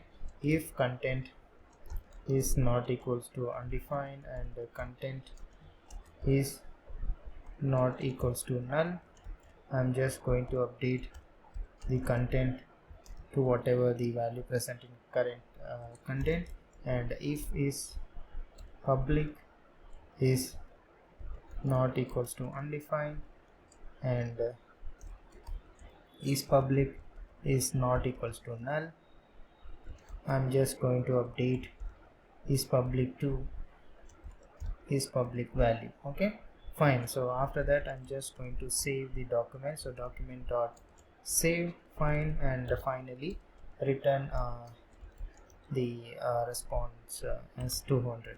Okay, so this is the method to just update our document. So going to our route, I'm just going to call this, okay, so which is document controller dot update. So simple, right? So this is to update the documentation. So we have still multiple routes to be handled here.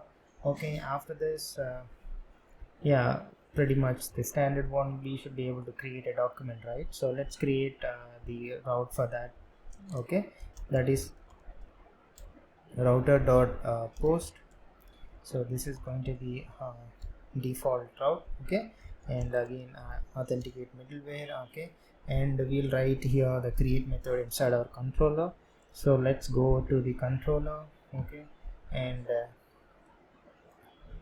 write the method to create a document. Okay, so this is going to be pretty quick. Okay, so public create catch async and asynchronous. Okay, make of type request and response. Okay, and so here get the create the document. So here await document dot create. So here user ID is nothing but request dot user dot id. Okay, and after this I'm just going to return the status as 201, which is created, and send in the document. Okay, so this is quick. Okay, so heading back to our route, I'm just going to call that. So that is nothing but document controller dot create. Okay, fine.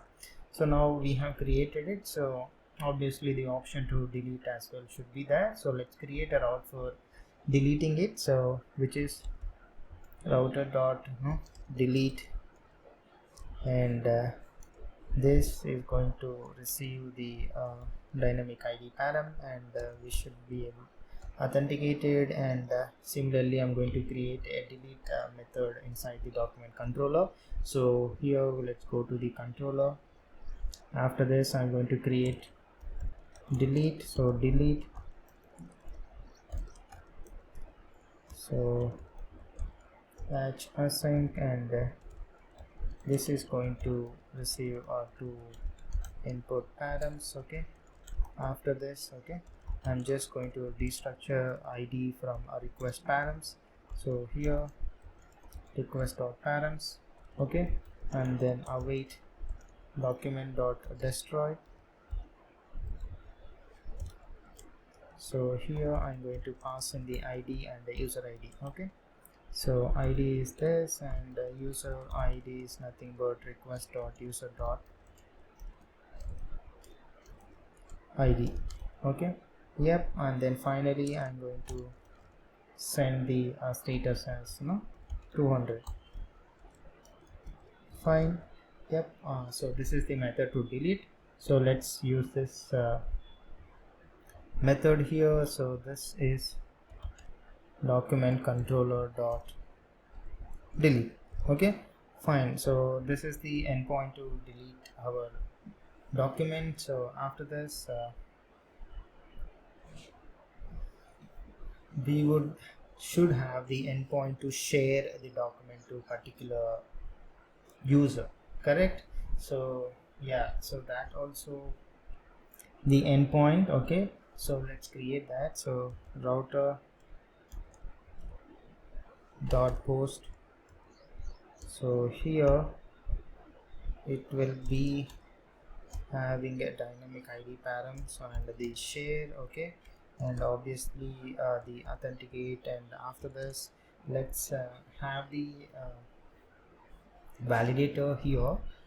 while creating while trying to share to particular user. Okay, so I'm going to create a validator. So inside this validators, let's create a new file called share dot validator dot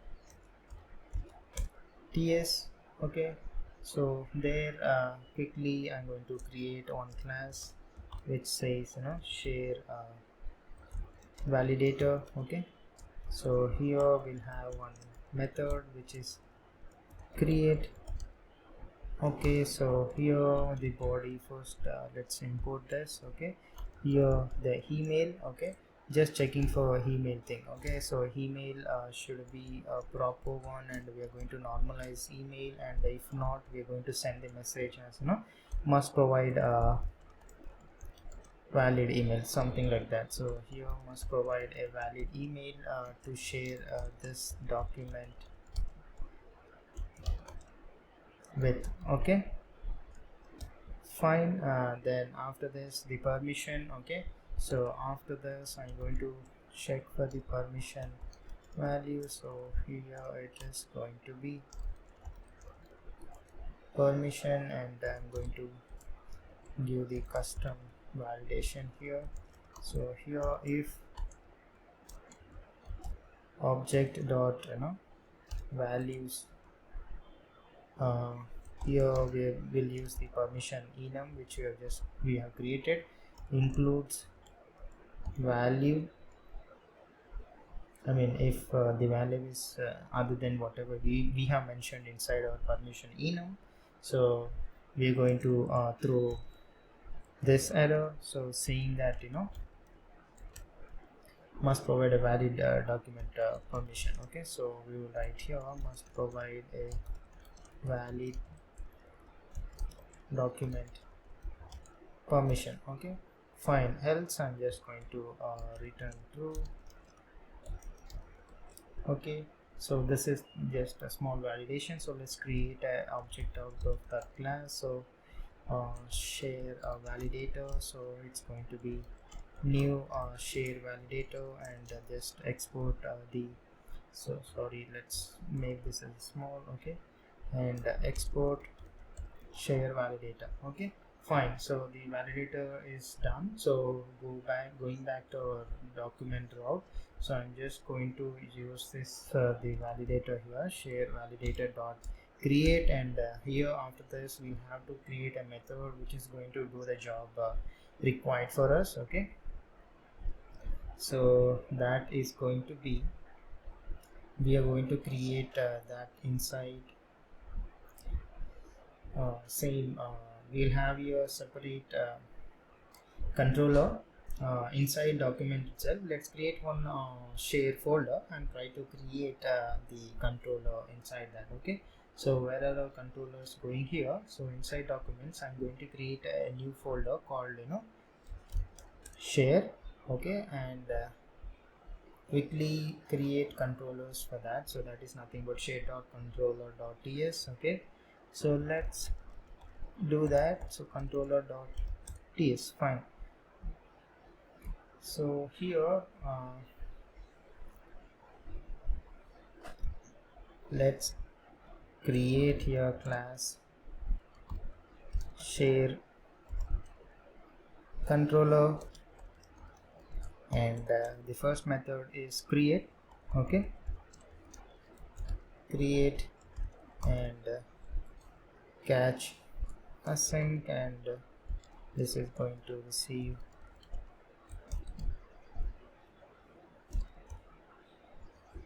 two input params, request and response respectively.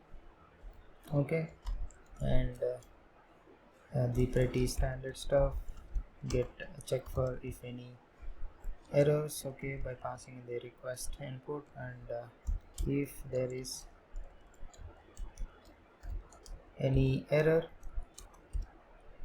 I'm just going to return status as 400 with error message. Okay, fine. If not, I'm just going to get the id param from request.params, okay, and get the document.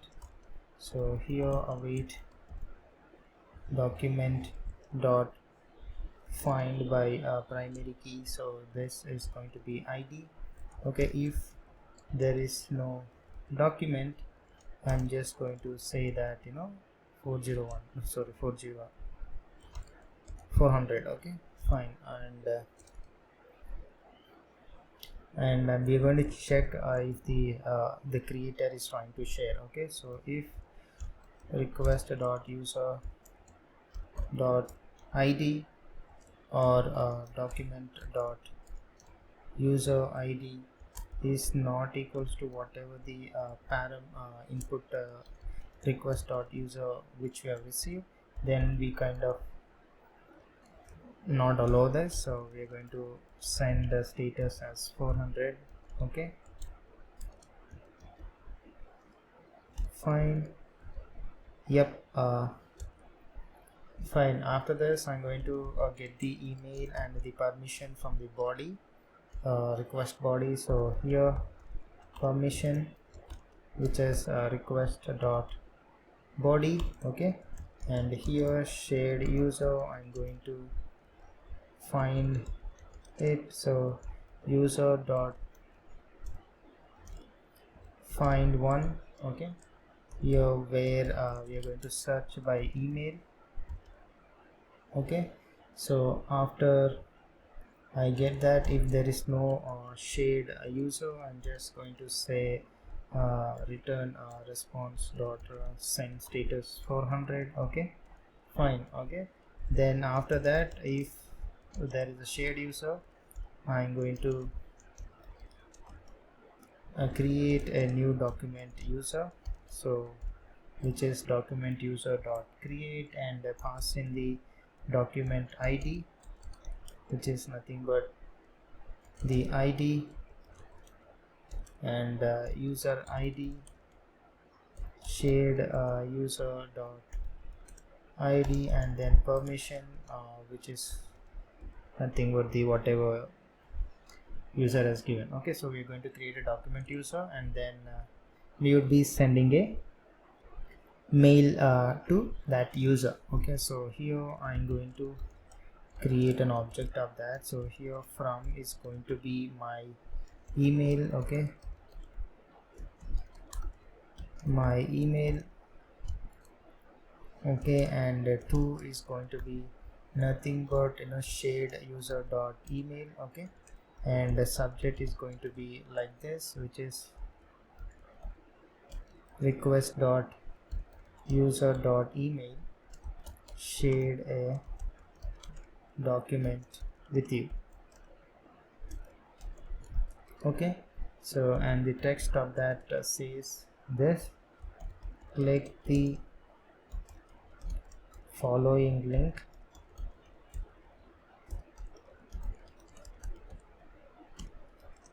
to view and edit the document. Okay, so here we are going to provide the front our URL. So for now I'm going to keep this as this our, so for now I'm going to say localhost something this URL. Okay, and pass in the document and the ID. Okay, after we have this object, so here I'll have to call the mail service, which I have not configured. I will configure. So here I'll have to call a mail service to send an email. Okay, if everything goes well, I just have to return the status as 201 and send the document user. Okay, fine. So now the shared controller is created, so let's create an object of that out of that. So shared controller, so it is shared controller, so new shared controller, so export share controller. Okay, fine. So now let's go to our document routes, and here I'm just going to call that share controller dot create. Okay, fine. So this create like create sharing the document to particular user is the endpoint needed for that is created. Okay, then after that we would have one more endpoint which to delete the document. Okay, so let me create that. So for deleting I'm going to create the route here, so which would have the dynamic document ID. So here document ID and share, and here it's going to be user ID. Okay, so here obviously the middleware authenticate, and here we'll have to write the delete method inside share controller. So let's go to the share controller and try to write the delete method here. So let's write the function method called public delete. Okay, and as asynchronous. Okay, make receive to input params request and response.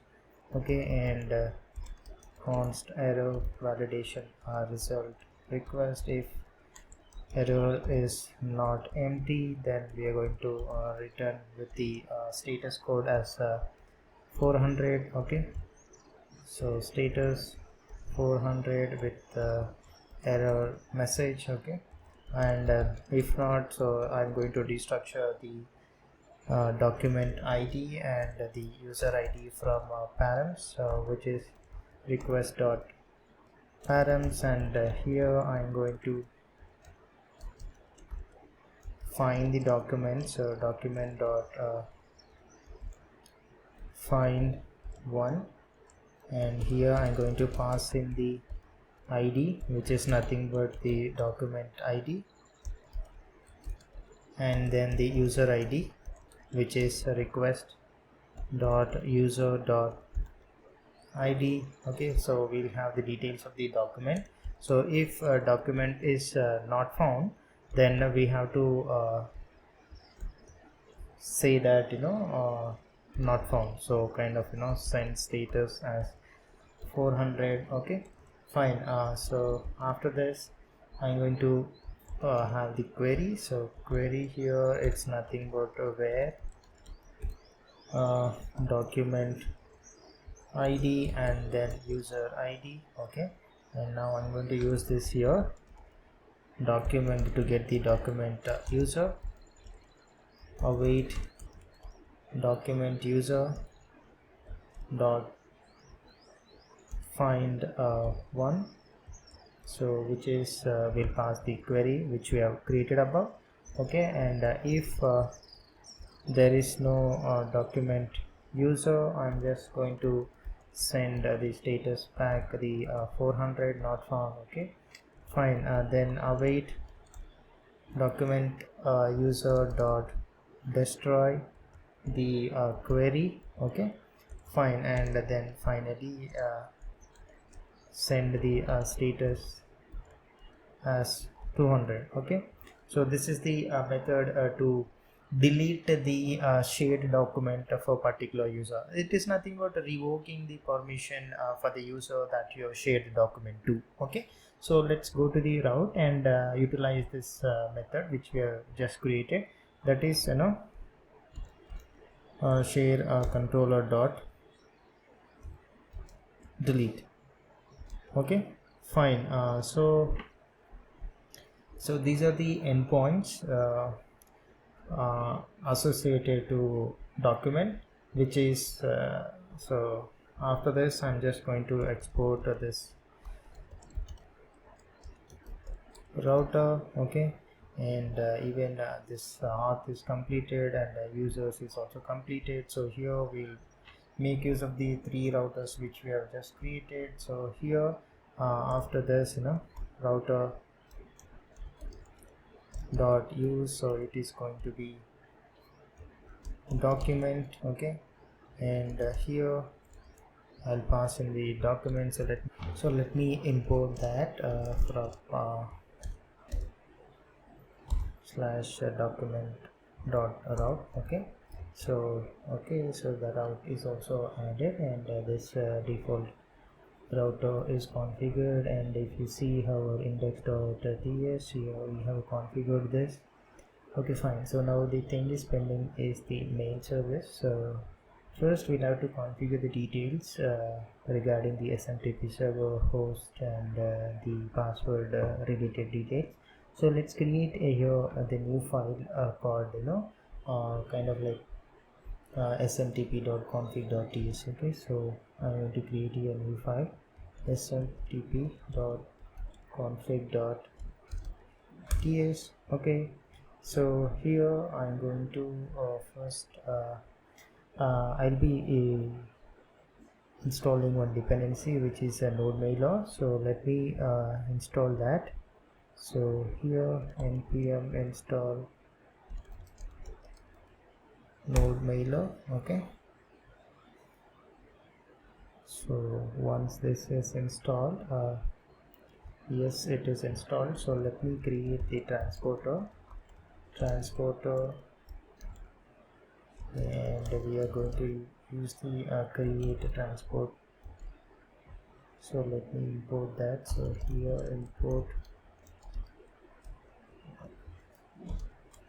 create transport from node mailer. So I think I should yes, install its types. Okay, types node mailer. Okay, so the create transport, we are going to create an object of that. So create transport, and the port, the details that will be configuring is 465. Okay, fine. Then post, I'm going to keep this as smtp.gmail.com. okay, and authorization user, I'm going to provide my email. Ideally we'll have to configure this as environment variables, which we will eventually. Okay, and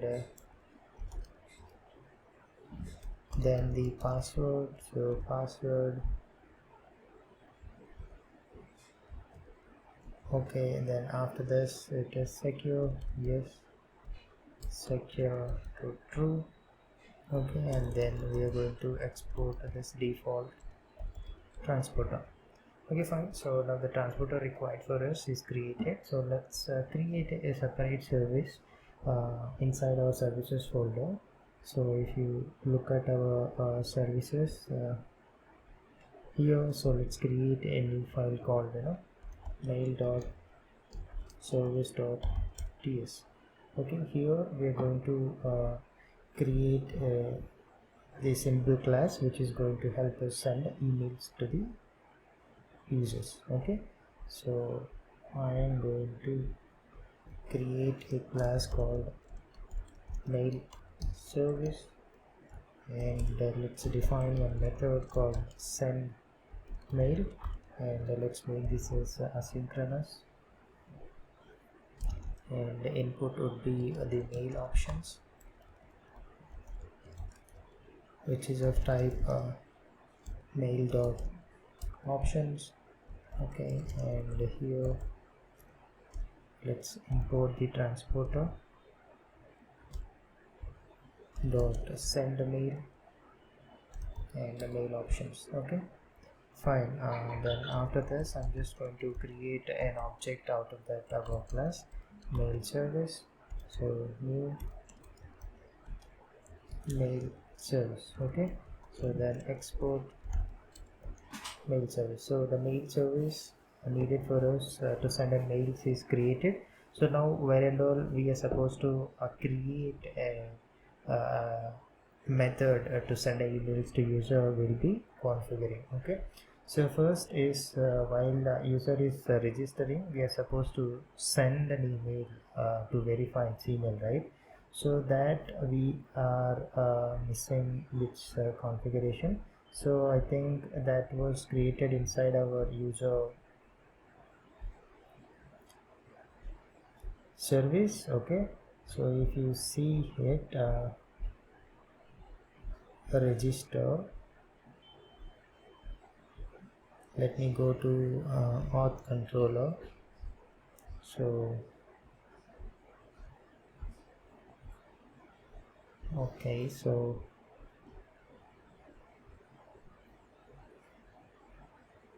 let me make this uncommented. Okay, and here if you see the user controller, okay, verify email, register. Okay, so this is where I think we are supposed to configure that. Okay, so if you go to you see in this register thing, so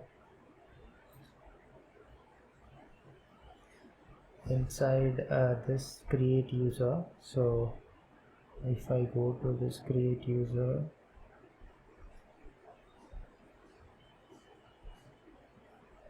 create user, okay, yeah, so this is where I have to call method to send a verification email to the user. So let me make use of the service which we have just created to send an email. Okay, so here I am going to just call this await. Let's create one separate function called send a verification email. Okay, so for that I am going to create one function just beneath this called private send verification email. Okay, and let's make this as asynchronous, and this is going to receive the user object as an input. Okay, and here we are going to first create an object for the mail. Okay, so here the from, so from it's going to be the my email. So here, okay, then after this to would be nothing but user.email, and the subject is going to be welcome to Google Docs. Okay, fine, and then the text that we would be sending is click the following link to verify your email. Okay, so here it is going to be ideally the front-end URL which we will configure later. So for now I'm going to provide this. Okay, and it's going to be user verify email which we have written the endpoint. Okay, and the user dot verification token.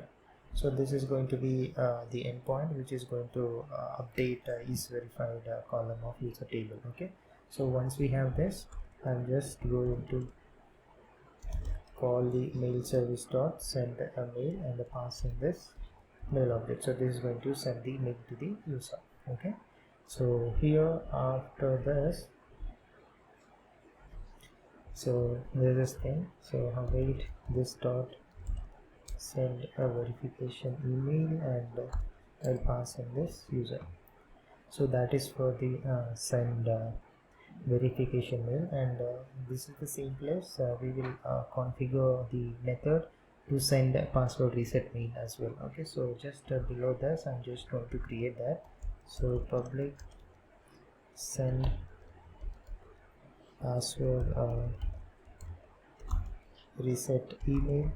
Okay, so here again this is going to be same, pretty much same, just the subject and text is going to change. Okay, mail, and here I'm going to give my email,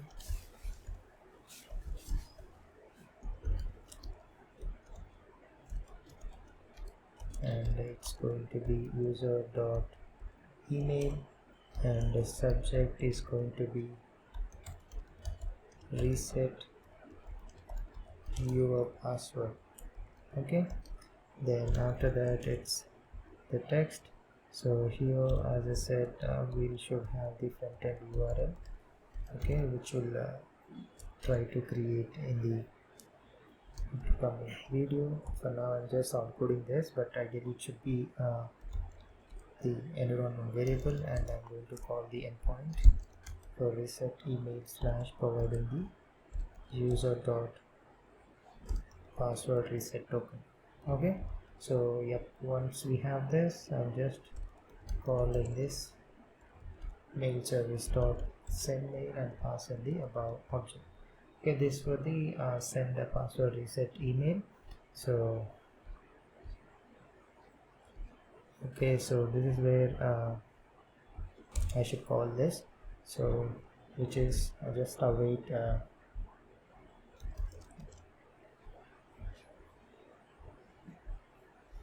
this dot send password reset email and pass in the user object. Okay, and also while user shared there, also we should send an email to the user. So ideally this is where, okay, here call a mail service to send email, so I am going to use the service here as well. So after this I am going to just await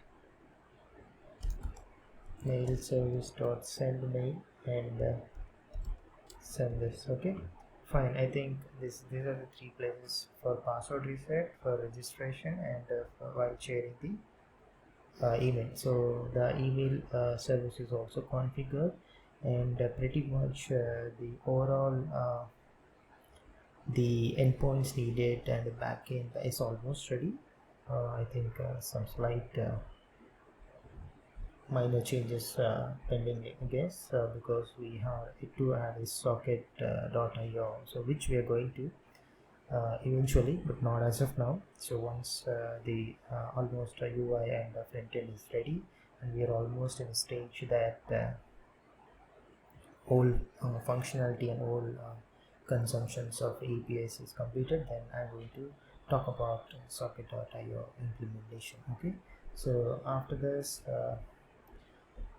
yeah, and if we want to handle errors after post API columns, we can add it here, and also here we'll have to add the cores in order to for our front end to consume. So in index.ts. So for now, after this, I'm just going to make use here cores. Okay, here. So now to import and I to install cores dependency. So okay, so let me import that.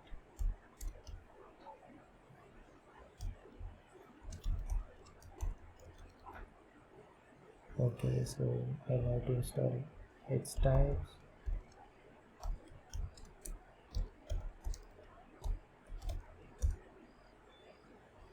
Fine, so here the origin I'm going to configure for not everything, but ideally we will have to configure the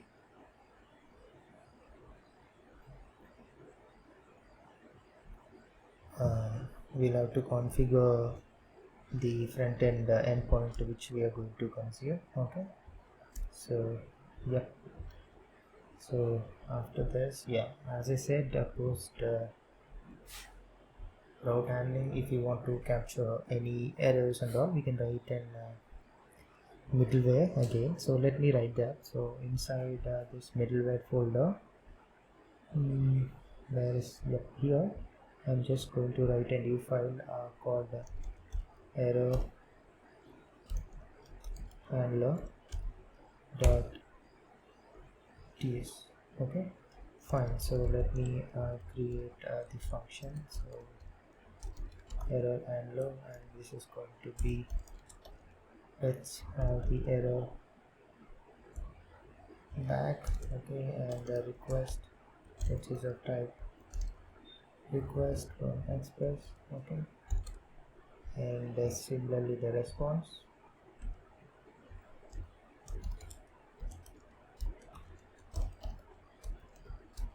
Also, let me include this. Okay, and I'm just the next function. Okay, so here of type next function. So here I'm just going to log the error if any, and just send the status as 500 into my server error. Okay, fine. And just I'm going to export default error handler, and then we can make use of this inside this after our router. So here I'm going to use error handler.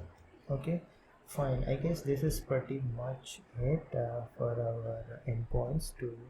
And if we see, I don't think there is any errors in our we are running the server.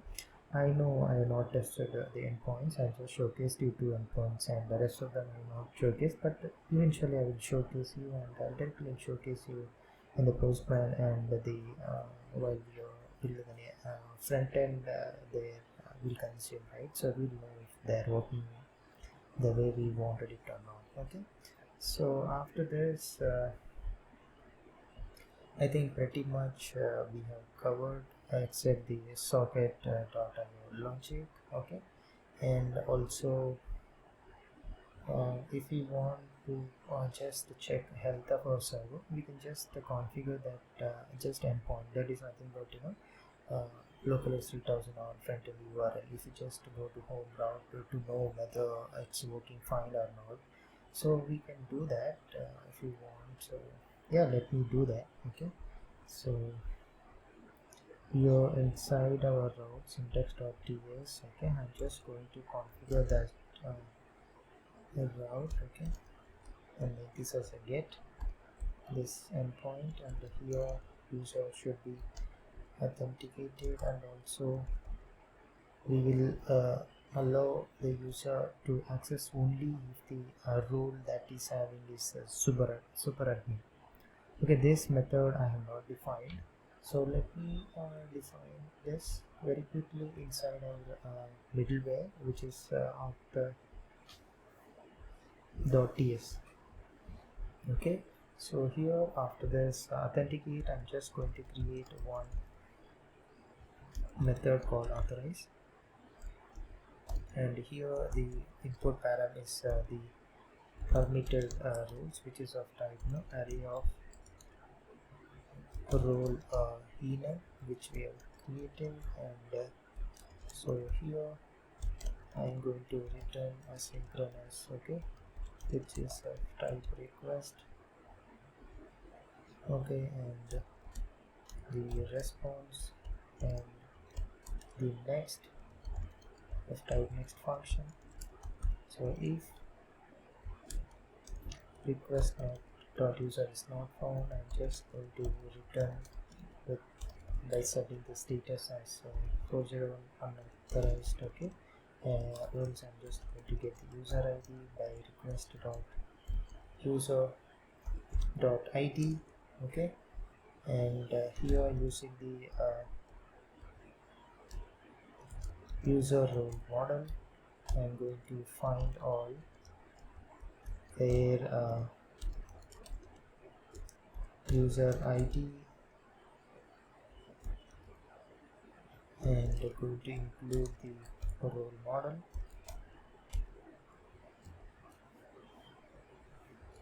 Okay, and get the data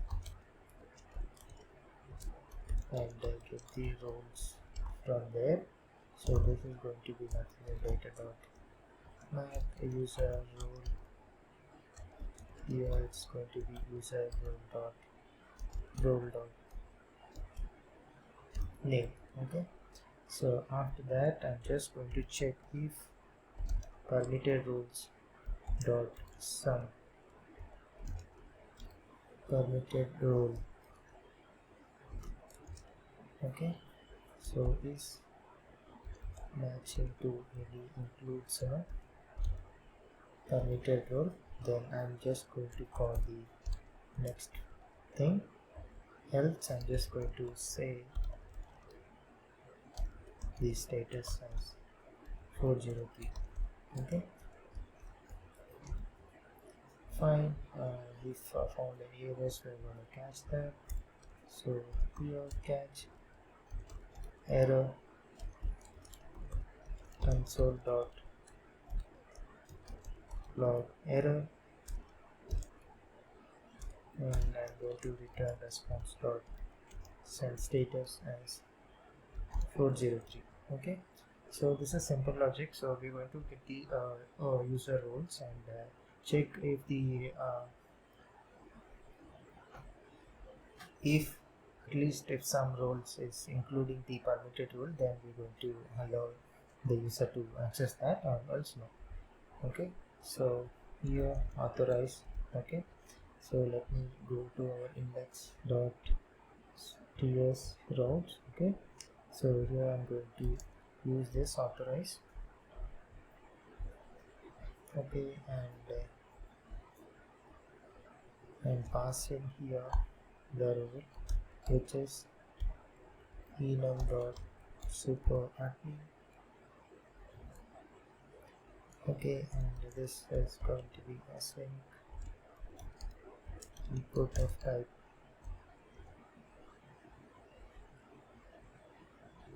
request and response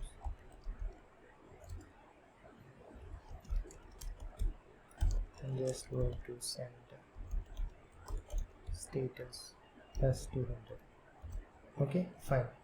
So this is pretty much it. We have not configured properly the environment variables and all stuff, and so the overall endpoints required for us to complete our full stack Google Docs application is completed, except the socket logic configuration.